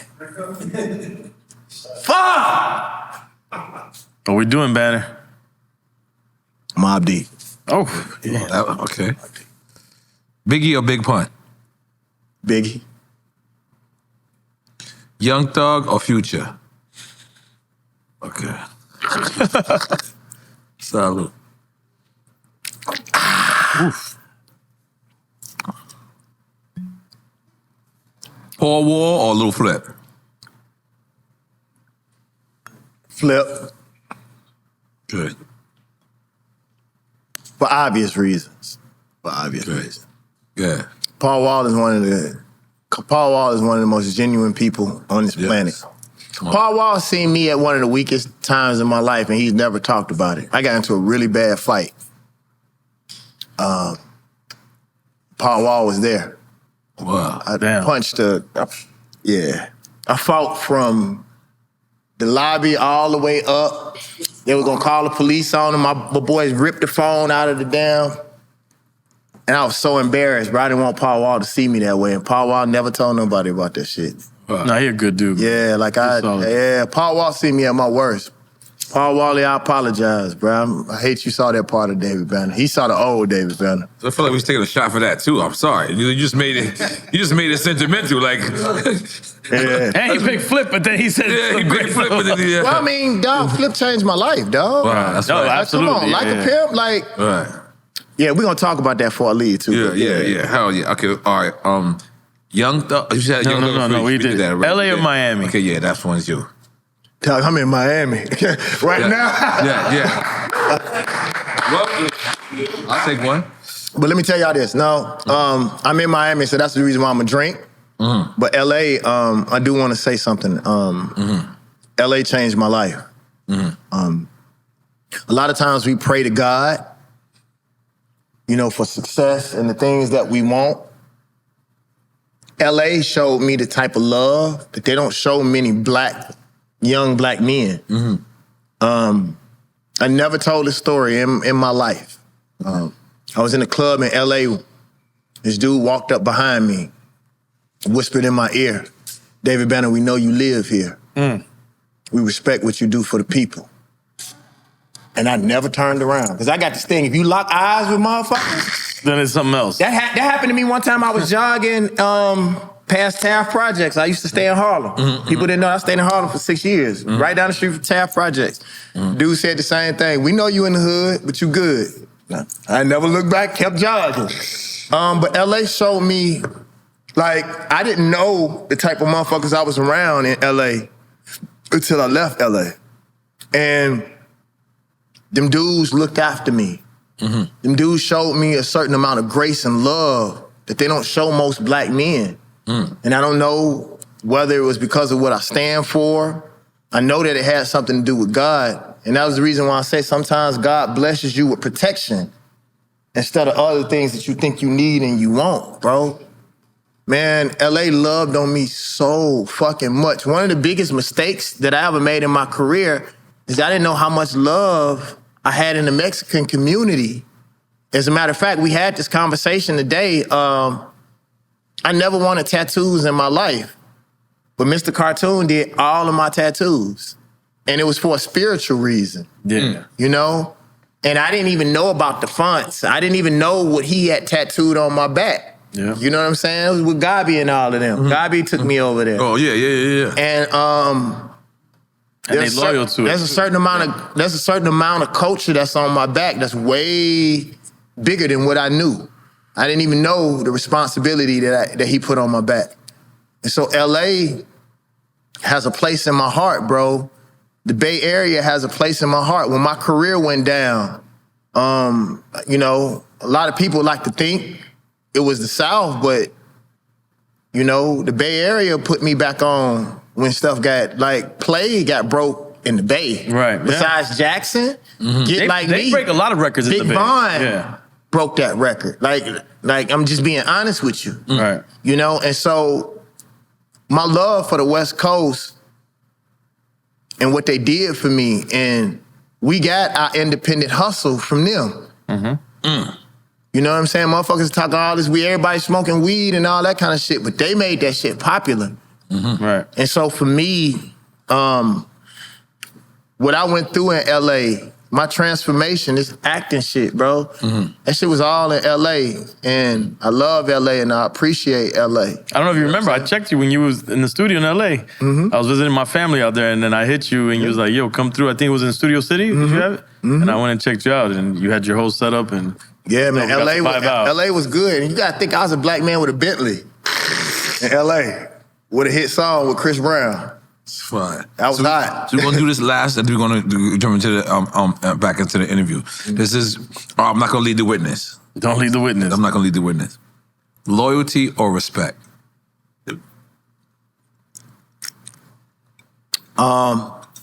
Respect. Respect by far. If I say loyalty, then I leave it on you. Fuck that. I'd rather a motherfucker fear me. Right. Motherfuckers need to be clear. This kind David Banner, this at peace David Banner, I am much more dangerous than I was when I was popping shit. Right. All that tough shit is fear. All right. Yeah. If you a killer, all you gotta do is kill. Yeah. You never ever in your life have ever seen a Kung Fu master mad or out of control. All I gotta do is break your fucking face. All right. Like, bro, at the end of the day, dog, like, I be wanting to tell people, like, I always got my pistol on me. Always got my pistol on me. And sometimes, I remember telling a dude this one time, dog, I love you more than you love yourself because you don't know how close you are to it. Like, there's something off about me, dog. I just happen to love people so much, bro, but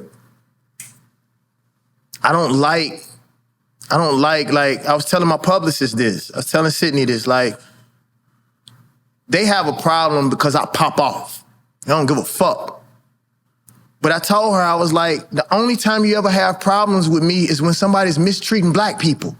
Y'all ain't never seen me get mad about shit. But the liberation of black people, that's the only fucking thing I get mad about. We knew the motherfuckers was fucking us over, Nori, because me and you talked about it. We let that shit slide. I let everything slide, but when they mistreat weak people, that's the only thing that makes me mad. Nigga, you got all them fucking muscles and you want to pick on a little kid? You want to pick on a defenseless woman? You a pussy. That's the shit I don't like, bro. That's the only thing that drives me, bro. Like, I don't fuck with nobody, dog. I don't beg from nobody. I don't borrow from nobody. That's the only thing that drives me and make me mad. Shouldn't nobody have nothing to say about David Banner. Because I have never, ever in my life tried to intentionally fuck over nobody. You know, if I fucked your mom, I'm sorry. I didn't know that was your mom. That went sideways. No, It wasn't ready. It went directly. So let Say me that, I'm sorry. I did fuck a lot of people's mom. I did. so let me ask. So after Penalty, the Crooked Letters, you went to your solo career, and then it was with Steve Rifkin, correct? SRC. SRC? Right. Was it SRC or was it Loud? No, it was SRC. SRC. SRC. So that's after the Loud regiment, correct? I was the one. Yeah, I was the he one that ushered in. SRC. I popped off SRC. He popped. I remember. I met him right at that moment, right there. Yeah. So let us know. Let us describe to us, people who wasn't around, that transition from Penalty Records, which was a super independent who had distribution through Tommy Boy, but it was still independent, and they were penny pinching, and now you got one of the hottest labels. This guy just popped off Wu-Tang Clan. Mobb Deep. But he's in a transition too. SRC was an experiment to an extent. That was the big budget, If though, you right? remember, bro, Tommy Boy at that time had just about everybody that ended up popping. You remember wasn't Naughty by Nature. Wasn't the Rizzo over there doing something? Yeah, no, that was Rakim. That was before Wu-Tang. But He that's was what I mean, though. He was at But- Tommy Boy, but think about that. Yep. Cardan was over there with Nelly, and Nelly was over there with Cardan. Nelly was supposed to be on Penalty. Right. They said it here. like- but they had Naughty by Nature. They had Queen Latifah. They had Bro, was a lot of them. Lil Jon was over at Tommy Boy. Oh, I didn't know Because you Lil remember Jon. the Lyrical Giants, which had a lot of. I thought Little John was at TVT TVT. Records. TVT, not Little John was at TVT. You talking about before TVT? Yeah, before TVT? No, Little John was producing the Lyrical Giants. Oh, okay. Yeah, Okay, I misunderstood what you said. Okay. It was a lot going on over there at the time, bro. And that's what I'm saying, bro. Like, we were around a lot of fucking dope shit at the time. Right. And that's the reason, man, no bullshit, bro, that I have the love, respect, and admiration that I have for you, bro, because... Hold on, because I want to get to this SRC thing. Because my bad. I apologize, because it's about you. Because now, this is a label, Loud was the hottest label, but he started his own independent SRC. I believe that stands for Steve Rifkin Company. Yeah, which is what he had before, I think, Loud, actually. Where do you stand with this? How does this deal come about? All right. You want to know story? Yeah, I'm in. I'm in. So- 'Cause I want to know this for my own archives. So this is the craziest shit, right? I had, and for people who are in the music industry, they understand this. I had 800 spins on the radio with Like a Pimp, and most of the people on Universal didn't have 800 spins, and I was sleeping in the van. I was literally homeless. I built a studio in my own van.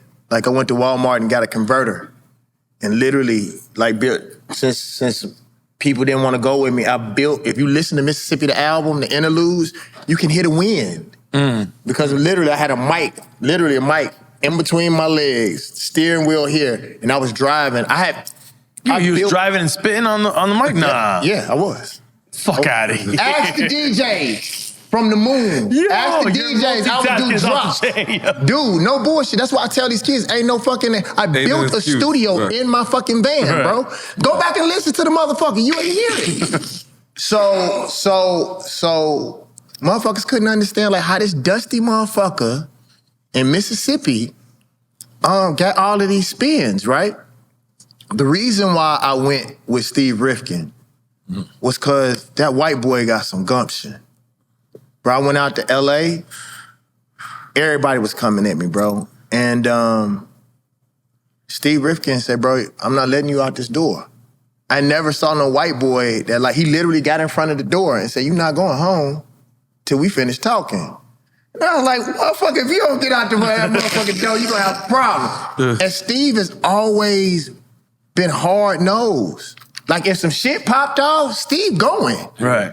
And whether he whooping a motherfucker ass or he getting whooped, Steve is fucking going. Right. Steve is one of them white boys that you fight, and you can whoop the shit out of him, and he still gonna scratch your fucking leg like, motherfuck you.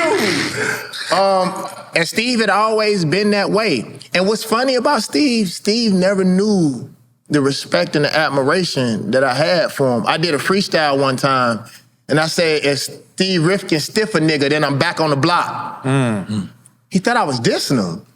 And I was just saying, if Steve Rifkin decide he don't want to fuck with me, then I got to go back to the shit I used to do. Oh. And he thought I was dissing him. No, dog. Like, you changed my life. I changed your life. The only problem that I have with these companies is that, bro, I was the one that fueled your company. I know that it don't say it in the contracts, but that's not worth anything. Right. Bro, you just sold You were the LL for his Def Jam. Yeah, you just sold your company. Like, bro, send me another Ferrari, homie. Like, that's how I do. Like, no bullshit. I just finished, 2 years ago, I finished a really big fundraiser for this really big company. And, bro, I made so much money. I doubled their profits, right? And they were not expecting it, and they gave me a big bonus. I had like 120 people on my staff. I gave like 50, 60 people a bonus out of my money because I made so much fucking money for doing a good job. And I remember my little homie that I pulled out the streets, I gave him a nice little check. And he was like, Banner, I ain't even do nothing. I was like, well, bro, you were here when shit was bad. I'm giving you back pay. Right. But when you did shit and it wasn't successful, and he was like, damn, ain't nobody ever did that before. Like, I don't know if that's in their spirit to do, but that's all I ever wanted from Steve. Like, bro, like, we did some shit that didn't nobody do. And we came from the bottom, homie. Like, just, you know, we didn't have Wu-Tang success, but without the David Banner, you would have never got to the Akon. You guys ushered a whole new movement. Yeah, you know. real. But the thing is, bro, is Steve means the world to me. Steve came to Mississippi, and Steve got in the trenches. Steve did some shit that a lot of motherfuckers that look just like me wouldn't do. Right. Like, if there was a white boy in the industry that I would fuck with to this day, it would be Steve Rifkin. You know what I'm saying? And I think to give credit to other people in that era too, shout out to TJ and TJ's DJs. That was very instrumental in that era of helping break a lot of artists, man, from out here. Hold on, I want to give a shout out to somebody. I never knew this. And Ozone as well. I never knew this. Dante Ross actually was the person that brought me to Steve's attention. And Dante Ross was hot, and I was like, bro, I never knew that you told. Like, I didn't know. And so I like to shout him out because I heard he was the one that, you know, and he didn't get anything from the situation. Right, you might never know these But that didn't have connections, nothing to do with me, but I heard that years later. So shout out to Dante Ross. I thank you, bro. And eventually you went to Atlantic Records, correct? No, I just produced Thug Holiday and Rubber Band Man and all that. I never went. No, it was just Steve Rifkin. So I'll tell you a secret. Let's go. That people don't know. I was independent 15 years before people ever knew I was independent. And one of the reasons why I do have respect for Steve is I went to Steve one day and told Steve, like, bro, I want to be you. I can't be you, sign to you. And he said, are you sure, David Banner? I said, yeah. He let me go. Like the next day. And so what I did was I remember one time I had 4 videos on MTV. A lot of people didn't know this, but I hired my own radio promoters. I hired my own video promoters. And I just never told people that I was independent. I just kept putting Universal on the sheet. And I kept getting, for like 10 years, bro, I was getting all these fucking accolades and nobody ever knew. I was independent 15 years before people ever knew. That's genius. Wow. Yeah. And Universal wasn't tripping because they were getting the props for David Banner. So they were signing other artists because they was like, well, yeah. And so I kept putting that on the call sheet and people kept going, yeah. That's fine. That's fine. That's dope. Man, I asked you this earlier. If you had to pick one profession from the beginning, acting, producing, or being an artist, from what you know now, if you could start from the beginning with all the information that you know now, and God says you can only pick one, what would you pick? Let's take a drink, because God didn't say that. Yeah, that's right. Yeah, that was a great Multitasking. fucking answer. Let me tell y'all this. It used to be a curse to me that I could do so much stuff. Because think about this, be honest. When I was close to being one of the top Southern rappers, right? I'd go and produce. When I started moving to that Timberland and Pharrell level, I was getting close to Lil Jon level. Then I would go off and do activism. Then I would go off and do speaking. Then the pandemic happened.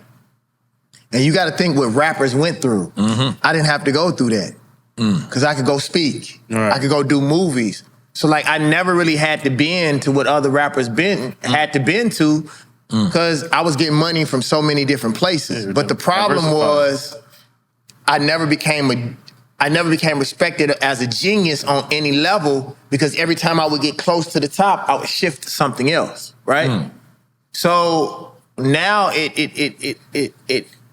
just talked to Adweek this week in Miami, and that was one of the things that I talked about is like, when it comes to corporations and when I do the things that I do, because a lot of people don't even know this, bro, I produced the second biggest Gatorade commercial in history ever, bro.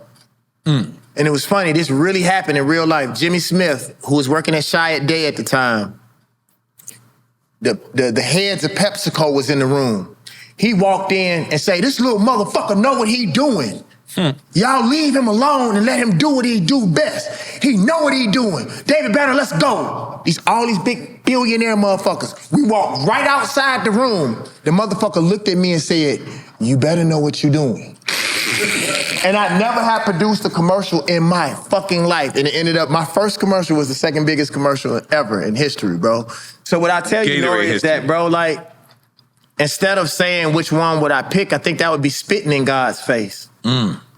Be thankful to God that I can do it at such a high level. One thing that people don't know is when I shot Family Business New Orleans, and I was shooting Family Business New Orleans and Fight Night at the same exact time, bro. I was shooting 2 major TV shows at the same time, coming out of my depression, bro. People don't talk about that shit. Some motherfuckers can't do well with one show. I was shooting 2 shows, bro. Working on Jill Scott's album. You know what I'm saying? Fucking speaking at the same time. Doing Tacos and Tequila tour. Bro, like, that shit ain't human. And that's the one thing that I want to tell people, bro, when they look at us, dog. Y'all are fucking fathers, bro. Y'all running this shit. You still trying to run your own business. Fucking juicy, bro. We got 2. I saw the other one. No, I saw the other one. Okay. Let me do that. I got you.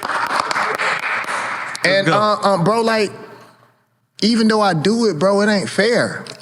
I try to tell my staff that, bro. Like, bro, I'm in the middle of we did run champs, we did drink champs. I got the F1 shit going on. I had to speak at, what was the shit I spoke at? At Adweek. And then the audition came in. I gotta learn all these fucking lines, find a place to do my audition. Bro, that shit's not human. And although I do it, people didn't understand, bro. For 10 years straight, I did activism at the highest level, bro. I produced at the highest level. I acted at a high level, not at the highest level, but I'm getting better. I rapped at the highest level, bro, and still stayed a good human being. But let me ask you, that was something deep that you said right there. You still audition? Oh yeah. So what does that mean for a person? You have the role, but you have to prove that you can hold the role? You're trying out for the role. Yeah, yeah. Maybe they're offering you the role. No, bro, if I audition, it's for some bigger shit. Okay, You know what I'm saying? It's for some shit that's worth auditioning. And then the other thing is also, for me, is a lot of times we get beside ourselves. And I had to learn that in advertisement. Like, as big as I may have been at the time, that ain't shit to a multi-billion-dollar company. Like, bro, I gotta get in there and I gotta show up and show out. One of the things that made my company so big and people didn't know how I was able to sustain so much money is because I would turn my shit in 2 weeks early. No artist has ever done that. Nobody has ever done that. And it's because I knew, bro, I'm gonna show y'all this. Cameras, get close to this. When I was doing Mercedes-Benz, I was also working on a movie. I decided to ride my bike to the studio. Shout out to Hector. And it was 20 miles. I rode 19 miles, flipped and broke my arm in half. Damn. But I was producing a commercial for Mercedes-Benz. Mexican dude, bro. It was funny. He was like, "Damn, Holmes, you fucked up." And he took my backpack off my back, and he MacGyvered a splint, and he made my backpack into a splint and put my fucking. And it was funny. I broke my arm so bad that it was actually short. It broke in half. It was so funny because I had a Jewish doctor, and he cursed. When I walked in, he saw my arm. He was like, "What the fuck?" They had never seen, he said he only seen one break that bad in his life. It was a girl who was in a Jeep and the Jeep flipped over. This is in LA? This is in LA? Okay.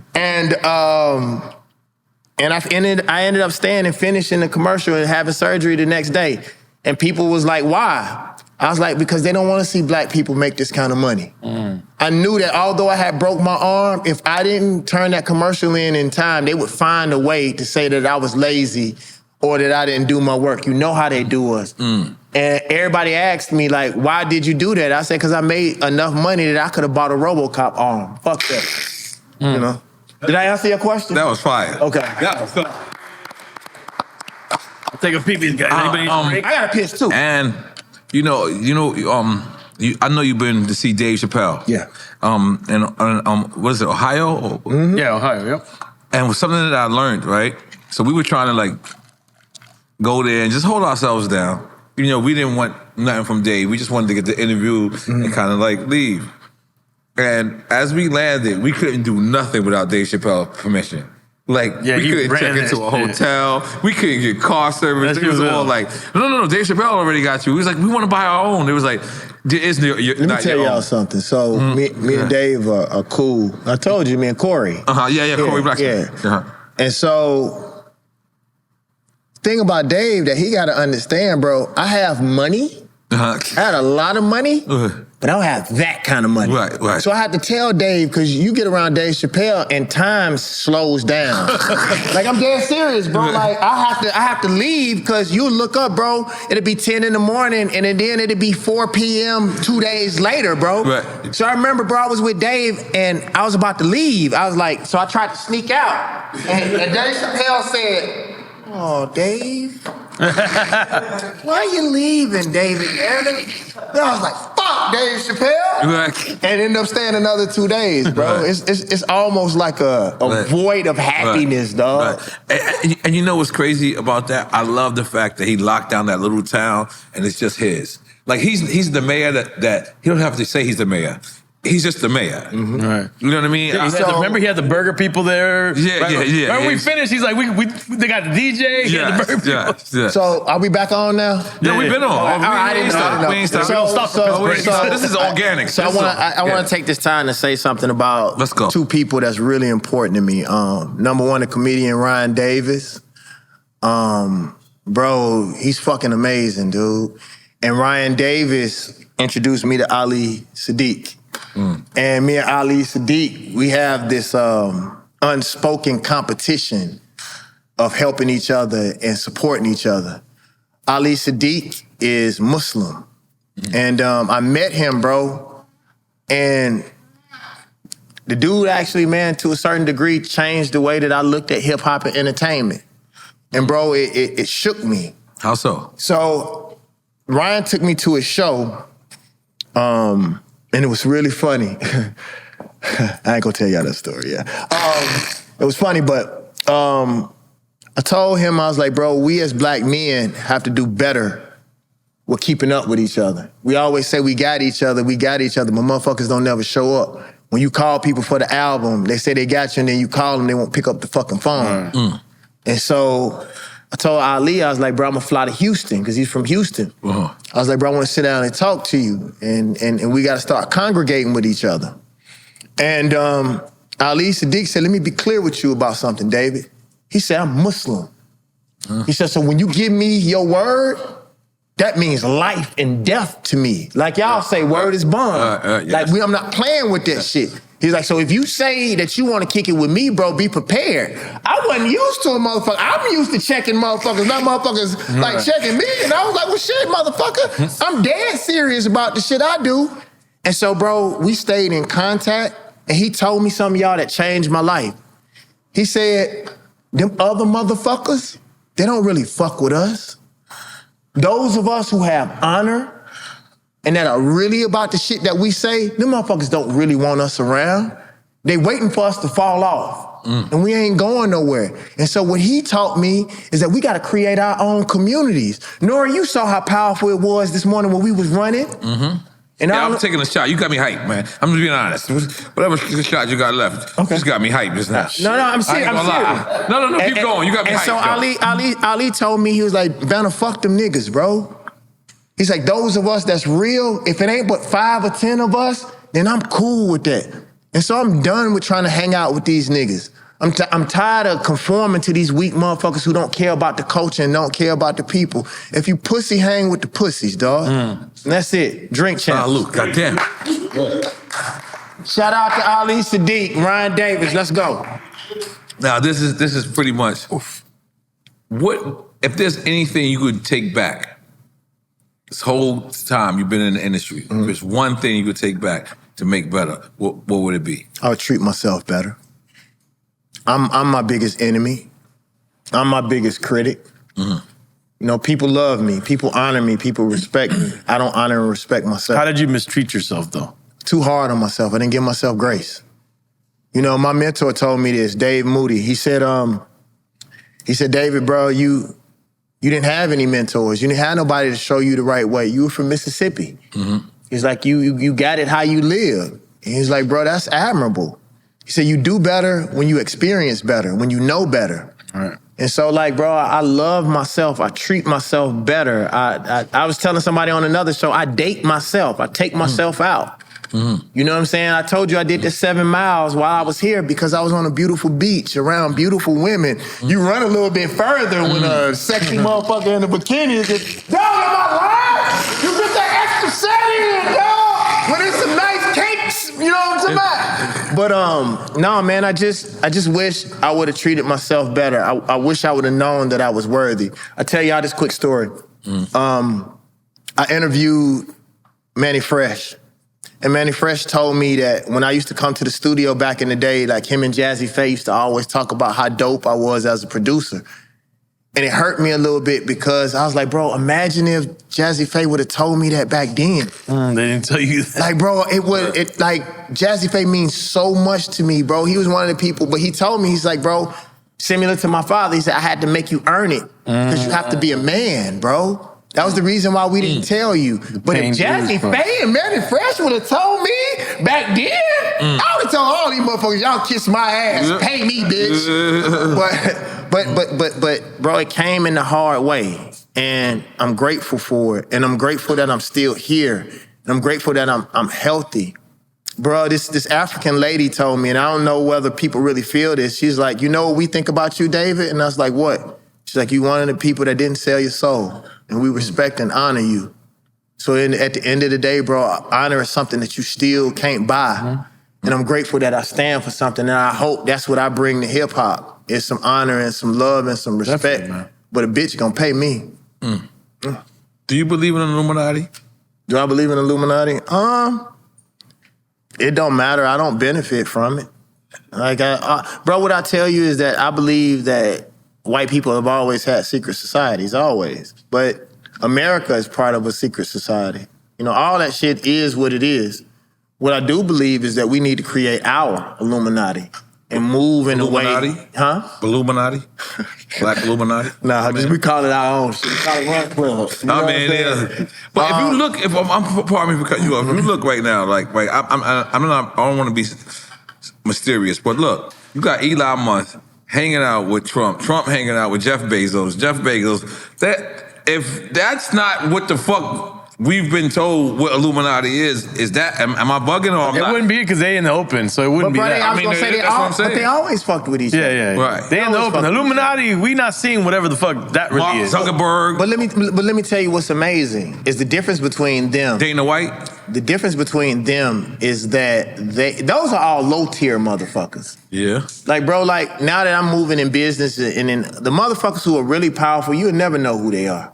You know what I'm saying? And I'll tell you, my ex-girlfriend was one of the youngest, most successful women in Illuminati's? Atlanta. No. In Atlanta. She owned a construction company. She told me something and taught me something so dope. It's gonna fuck everybody head up. Watch this. Have y'all ever wondered whose name is on the top of all these buildings? When we look up at these buildings, you don't know the motherfuckers, but they own a whole fucking building. They ain't out popping on the internet. They ain't like, bro, I was out, I went to this restaurant on this secret island, dog. And the restaurant was the only fucking, the only way you can get to the island is on these boats, right? And as I'm going to this island, I'm seeing all these big ass fucking houses. Like, who are the motherfuckers that own those islands? It was thousands of opulent fucking houses. Bro, the real motherfuckers that's running this country, that's running us, bro, that's running our food, dog, like, you'll never know who the motherfuckers are. So the fact that we even talk about it, that shit don't mean nothing. What we need to do is grow our own food, buy our own and consume our own and be self-sufficient. Bro, and empower our homies. And the difference is not empower the homies that's just around, empower the homies that really got some real fucking talent. Not just the motherfuckers that hang around. And bro, to a certain degree, I watch how y'all move. And I'm proud of y'all of that, bro. Me and you just didn't run by ourselves. It was 8 motherfuckers that was out there that was around you, and that was powerful. That was king shit, bro. That's right. Your whole movement. Motherfuckers may not see it, bro, but you always move with 20, 30 motherfuckers that'll die for you, homie. That's the same thing that the white boys did. They just put themselves on another level, and we got to dream for bigger shit. Y'all, we gotta stop just dreaming the smaller dream. We gotta dream a dream that's so fucking big. I'm serious. When I tell y'all what I'm about to do, I have to stay quiet because if I continue on this path, the motherfuckers gonna murk me in a second, dog. I gotta just shut the fuck up. And they murk That's one thing that I learned. Just shut the fuck up until it's too late. Right. But bro, I'm telling you, when I do what I'm about to do, dog, we all can retire. They can kiss all our ass, dog. I'm serious, bro. We gonna buy some land and we moving. I'm up. I'm done. My bad. No, it's all good. As a person, and just so you know, like we look up to when you speak, right? We look up to, like, for me, I want people like you and Killer Mike to like run for the mayors of these cities, even if it's California, whatever. I really think that we can actually do that. Like when they say like the local vote, is that something that you ever would think about? No, man, ain't no money in politics. No, we get this money. We get this money and we buy politicians. Politicians are prostitutes. So you buy the fucking That's how the mob has been doing it. You buy the fucking politicians and you make them bitches do what they supposed to do. If you don't do what you paid to do, you get your bitch ass beat. Period. All right. Bro, if we really want to be powerful, if you really love me, you wouldn't want to see me be a politician. That's a waste of my fucking time. Ain't no money in it. I don't know. No, I'm just saying. Yeah. I'm not you per se. Okay. But the real power is in me getting real money. Right. And then we playing chess on a board with other motherfuckers who want to do that kind of shit. Me being the mayor, I can't make no money. I can't be shooting no movies. I can't be in tech. That's who's financing those politicians. I like New York City's mayor. He's outside. He's single. He going to all Spanish parties. He go to all Spanish parties. He's out here living a reggaeton life. He's black. You know what I'm saying? I ain't gonna lie. I like you, Eric Adams. I like that. I like that shit is fly to me. Like, and let me just say He's something. wilding out. Who, me? I'm wilding No, out? he's wilding he's out. wild. He's outside. He did drink chess, bro. Spring break he right did now. drink chess. We had the mayor of New York City. Yo, he asked us to be on. That was a wild shit. Eric Adams is the man, bro. I'm being honest. I'm sorry. But I'm saying to myself, why can't we have that everywhere, right? Like, look, I know I'm relating this to the most simplest thing, but let me just break down something for you. one time I'm traveling, you know, the 50 states, and what I realized, everywhere I went, there was a Rough Rider club. There was a motorcycle club everywhere I went. Right? Shout out to Y&D. Shout out to DNY, motherfucker. That's right. And I'm like, okay. Right now, I said I'm labeling it to the simplest thing right there. Right now, I can have a run club everywhere I go, right? Right, absolutely. But why I can't have, when I go to Atlanta, Killer Mike is actually the motherfucking mayor and T.I.'s the governor. I know this sounds crazy, but it's not sounds crazy Bro, you to remember, me. hold on, watch it this. doesn't sound Watch crazy this, to me watch this, because watch this, watch they this, can though. actually get the votes. But watch this. You remember me and you had that conversation? Yes. Like we to go for Mississippi. I thought we actually wrote it down. Yes. We was like, okay, we could talk to E40 Yes, out in the E40 Bay. right in the We had Bay. talked. You do remember we that, had don't talked you? about every You don't be fucking smoking place. no weed. You remember everything. Go ahead. Go ahead. You got me hyped. You get me hyped, because man. it meant a lot to me. And bro, it was so fucking smart. But the only way that I would do it and it would be worth my time is if it was a movement. Yes. And not just me. Yes. Because I'm gonna tell y'all something, and I'm saying I wasn't gonna say this, bro, but this shit pissed me off. Some niggas that I thought was really my friend, bro, they would have come and get me when it was time, revolutionary time, and they would put me out there, let banner talk, and then I get fucking shot up and my career fucking fall, and them motherfuckers go get their motherfucking deals with Disney and shit and keep it moving, and they ain't really give a fuck about me, bro. So if it's not a movement, then what they really want, and this is part of our problem, is that we have a Jesus complex. I don't think that the story of Jesus was about a man coming and bearing the cross for you. I think the story of Jesus was about a man coming down and being a man and showing you how to carry your own cross. Ain't nobody gonna fucking save us. Ain't nobody coming out the sky. Ain't nobody but you gonna save your fucking community. If it ain't us, bro, that shit done. What we need to do is find an articulate, bright kid. We all see him in our hoods, right or wrong. Right. Put some money behind that motherfucker, raise him, and be like, look, we're gonna take care of you. But what we need you to do is this and this, this and this for our community, and then you can do whatever the fuck you wanna do, bro. We gotta be more strategic, bro. Like for instance, and you've been doing this all day. You saying, I'm gonna give you an example. So I'm gonna give you an example. Dave Chappelle, we can start with Dave Chappelle.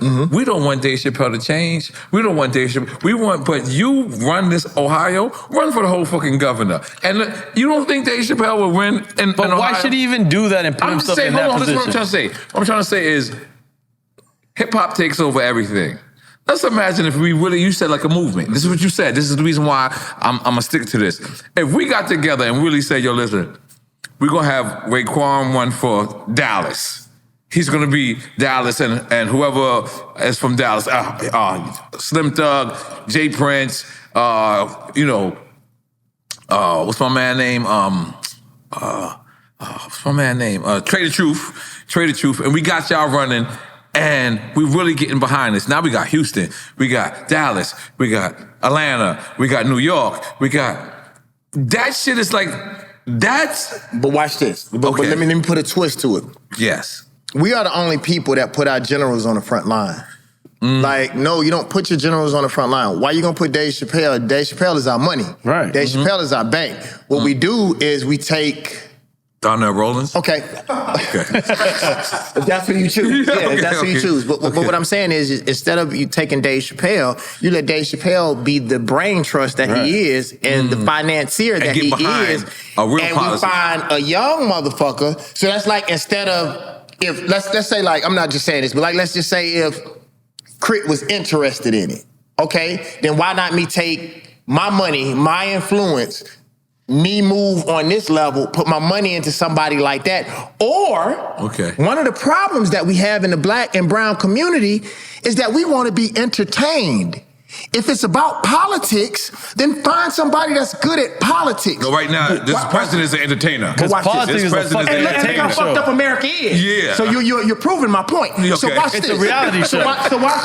So watch this. If we have been socially engineered in America.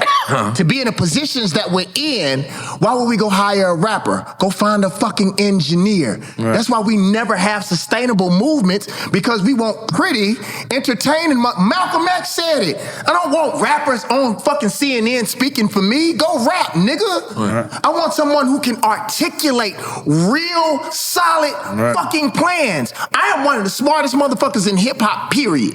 I don't give a fuck what nobody say, but I don't even think I'm worthy to speak on behalf of the plight of black people, bro. I do it because I know a lot of these other motherfuckers don't give a fuck. But the reason why we don't get forward is because we don't have real sustainable plans. One of the things that pissed me off so bad that we did, and one of the mistakes that we made, is when Ice Cube stepped up To build more? and literally created a plan for politics. And he said, I'm going to talk to Trump. Motherfuckers got mad. We always say we playing chess, not checkers, and you're not gonna let the man play chess? Right. You talk to everybody. What people don't know is some of our greatest leaders in the world sat down at the table and talked to the Klan. If you don't want me in America, and you gonna put up $2 million for me to get the fuck out, and I don't wanna be here, then why can't we sit at the table and talk? We talked to them white motherfuckers as rappers who we knew were accountants, who we knew that was lawyers and didn't give a fuck about the hood. And we sat down and found a medium, and that's how we created record companies. Why we can't sit down from a political standpoint and really have sustainable plans? Motherfuckers wanna be emotional. They don't really want a movement. I honestly think that most people are scared of freedom, real freedom, like they are scared of death. Actually, y'all, death may be better. No. Hold on, wait, Nori, wait, hold on. You don't know what the fuck death is, because you ain't died yet. You just don't want to take the chance of seeing what's on the other side. But death might be better. You don't know. That is the reason why I created a banner vision. That's the reason why I'm gonna do science-based movies and sci-fi, because they constantly are preparing us for a future without us. All right. So what I'm telling you is that if we really want to talk politics, most black people don't even know what they really want. When you talk to any other subsection in this country, they can tell you exactly what they're fighting for. If you ask 10 of our people, what do you really want out of politics? They don't know. And until we start paying, politics is a pay game. Until we start paying and then knowing what the fuck we want, without vision, what do our people do? They perish. My opinion. Fire. Hold on, I gotta take my pills. You ain't gotta clap. I know who I am, Nora. Yes. Moving forward. Do you think that hip hop still needs a union? No. I let that sit there for a minute, just for ratings. Because we already gave hip hop away. I told y'all a long time ago that streaming was the dumbest shit that we ever did in history. Dog, we finally started getting pennies. And then you gonna let these motherfuckers give us fractions? Watch this, it's gonna fuck your head up. You remember when the white folks went to war about movies? And them streaming movies? And They boycotted. Yeah, the strike. Watch this. Didn't they just do the same fucking thing to music? And none of us said shit? Fucking Prince, T.I., David Banner, Snoop. I told you how stupid that was, and y'all called me crazy. We gave hip-hop away. So what you bitching for now? And then they do it to movies. The only reason why they didn't let it happen to movies is because they still making money off of movies. Right. They hadn't sucked that totally dry yet. We had just found out how to create our first mom and pop stores, how to burn our own CDs, even though we was bootlegging. We had just learned, bro. I had just started getting $9 an album, dog. All right. Understood BDS. Bro, I didn't need but one more fucking album, and I would have been a fucking multi-millionaire off music, dog. And I produced myself. And we let them motherfuckers Bro, we gave it to tech motherfuckers who don't even care about music, who ain't even cool, dog. Shout out to all my tech motherfuckers who give me a lot of money. Y'all smart, but you ain't cool. Yeah. Bro, we gave fucking hip-hop away, so don't bitch about it now. Ain't no need for a union now. We gave it away. Under the guise of independence. Everybody thinks they're independent right now using these tech companies. Cool. Right. No, niggas want to be cool. That's our problem. I want to be paid, dog. I want to be free, dog. I don't care if you think I'm a geek.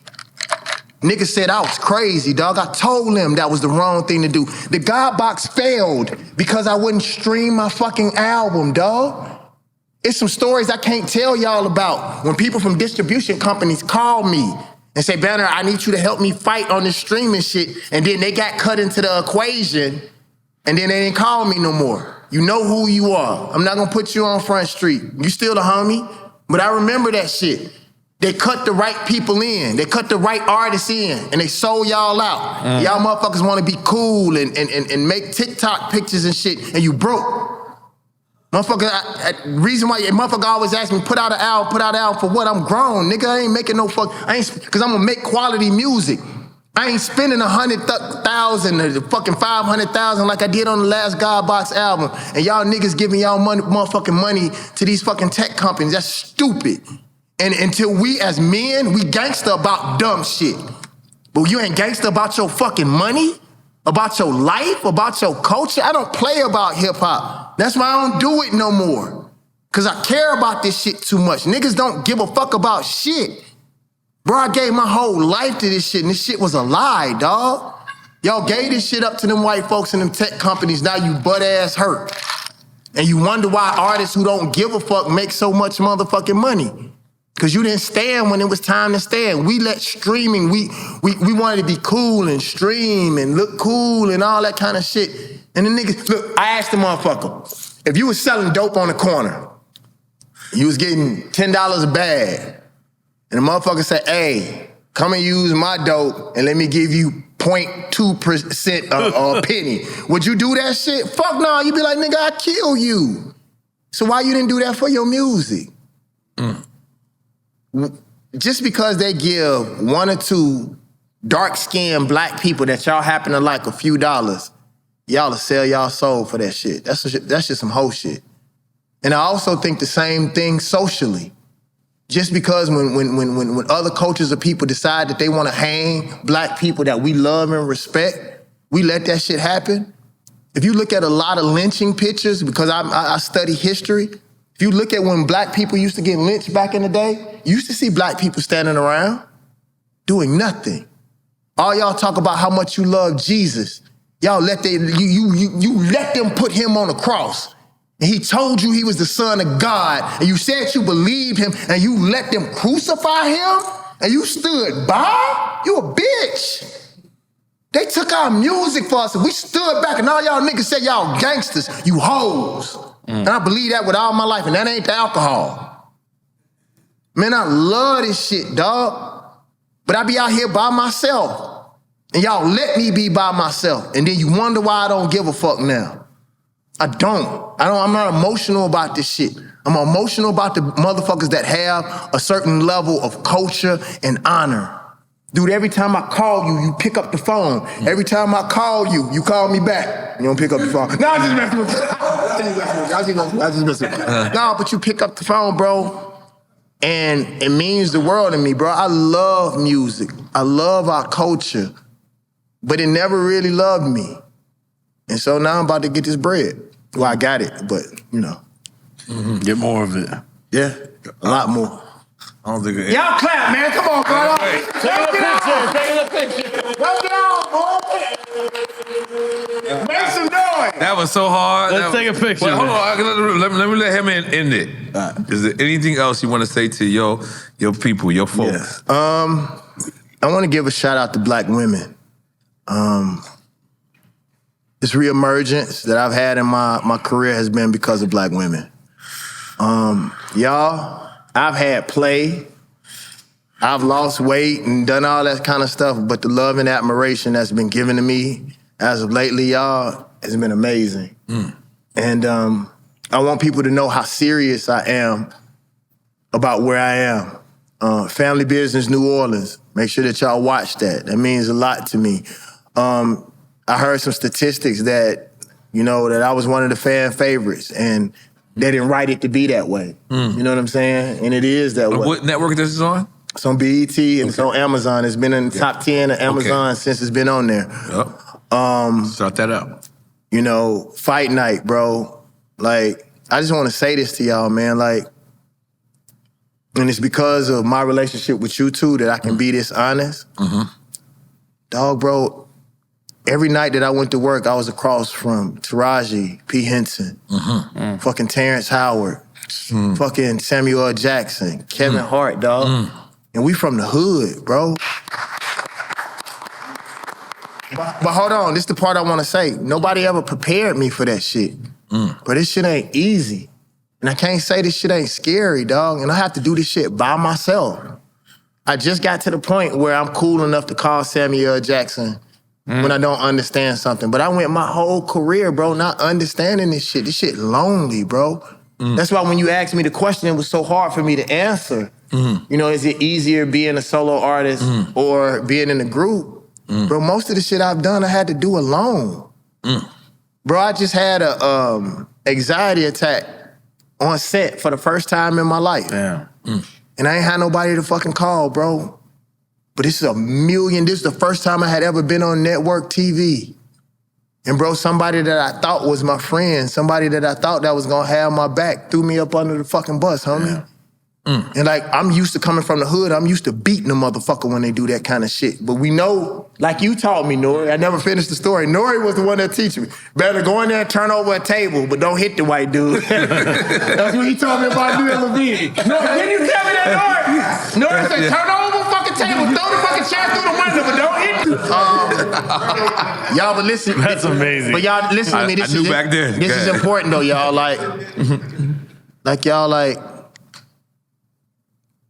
Bro, this shit lonely.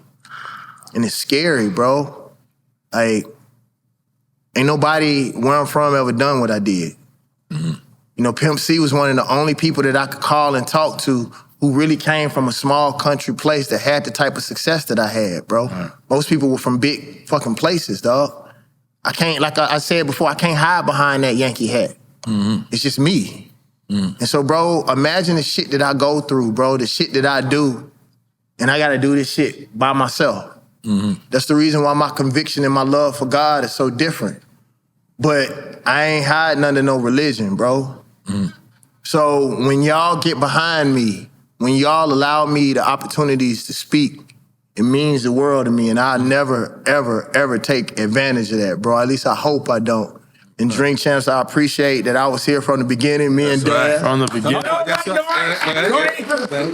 I heard you talk about this shit. You better not ever sow this shit, dog. No, I'm telling you, this is the only time in my life that I ever get mad at y'all. No. But- We have never let that footage come out, right, E? Really fast. That was my bad. Yeah. Why, you moved the chair? I had moved the chair by accident because we were gonna take a picture, and then he decided to sit down. Y'all, I forgot that part. That was my I forgot it was your part. y'all on the first Drink Champs, y'all. Yeah. I got so motherfucking hammered, dog. Yeah. You wasn't drunk. That wasn't the reason why that happened. I was drunk. I just but that wasn't the reason why you fell. It was because I moved the chair because we were gonna take a picture, and you decided to sit down. I was hammered though. I didn't tell y'all. The sitting down part was the drunk part. What I figured out was it wasn't the fact that we were drinking. But bro, we switch up. Just like we just did when we shot. We like now. We like now. We like now. We were a little bit more And hardcore. remember, can I say this? Tiger Bone. And I hit the blunt that night, remember? Off camera, remember I went. Oh no, you was going in. You was going in. Because I trust y'all and I love y'all, man. But let me just tell you, man, on the real, I can say this with wholeheartedly. I haven't seen a lot of people's career from the beginning to and there's no ending, right? So we ain't saying the ending, but from the beginning. And for me to see the transition from all of your accolades, right? Because one thing for sure, two things for certain, accolades can make a person big in the head or whatever. That's not what I'm talking about. I'm talking about you're relentless. I'm talking about, like, there's been times I know this game is tough. Tough is an understatement. This game is, I don't even know the words. Yeah. And I know you was resilient. You pushed through all this shit. You smiled when you had to smile. You know what I mean? And you did this shit. You didn't let the game beat you up. A lot of us let us beat us up in public. So even if the game beat, when you said just now, I got chills. You was like, hip hop let me down, and I was because it's so much. But I feel like at times, I've said it in public. I've never really seen you like give hip hop a left jab back. I've never really seen you talk down to hip hop because we all love Common, and Common related hip hop to a woman, right? Mm-hmm. So I've never seen you argue with this woman hip hop. You know why? It's because that's not what men do. Mm-hmm. Bro, if you do some fuck shit, I'll pull you to the side. Mm. Me and you go out in the grass if we have to. Mm-hmm. But in front of people, bro, we shouldn't do each other like that. That's one thing that I hate about our culture. Bro, we can I just say it like I want to say it? Please. We act like hoes, dog. Like, bro, men don't supposed to gossip. Right. Like, that's what I said. I don't give a fuck about who Shannon Sharp is fucking. That's hoe shit, dog. That's hoe shit. Seriously, though. I want to say this in closing. Okay, I am, I'm proud of who hip hop has allowed me to be. I'm one of the few people who grew up and hip hop allowed me to still flourish. Y'all, I'm at the precipice of only doing superhero movies. You know, the reason why, and Nori, you don't even know this, bro, like, you got me back into running again. I run 3 miles every fucking day of my life because I was training for Run Champ. Because I wanted to make sure when I got on there that people didn't see me struggle. Because if other rappers see you struggle, you know how we all into our image and how we look. A motherfucker won't come on because they'll be scared. That's like why, and I think this is bullshit, why the main fucking stars don't want to get in the dunk contest. Because they're scared of being embarrassed. Man, fuck that, dog. Get in there and dunk that bitch. You know what I'm saying? So I got in that bitch and I ran. Yes, you did. I look good. And you had fun. And you had fun. And I ain't gonna lie, man. Hold on, wait, y'all, before y'all clap. And I wore my medal. I can't do it today. I'm not quite ready. I don't know if it's gonna be here or not, but I am going to do a press release on my new abs. And I'm gonna release it to the world. I almost pulled my shirt off today so y'all could get the props. But one of my dreams, bro. Sonny was hoping that you were gonna do it today. The press release.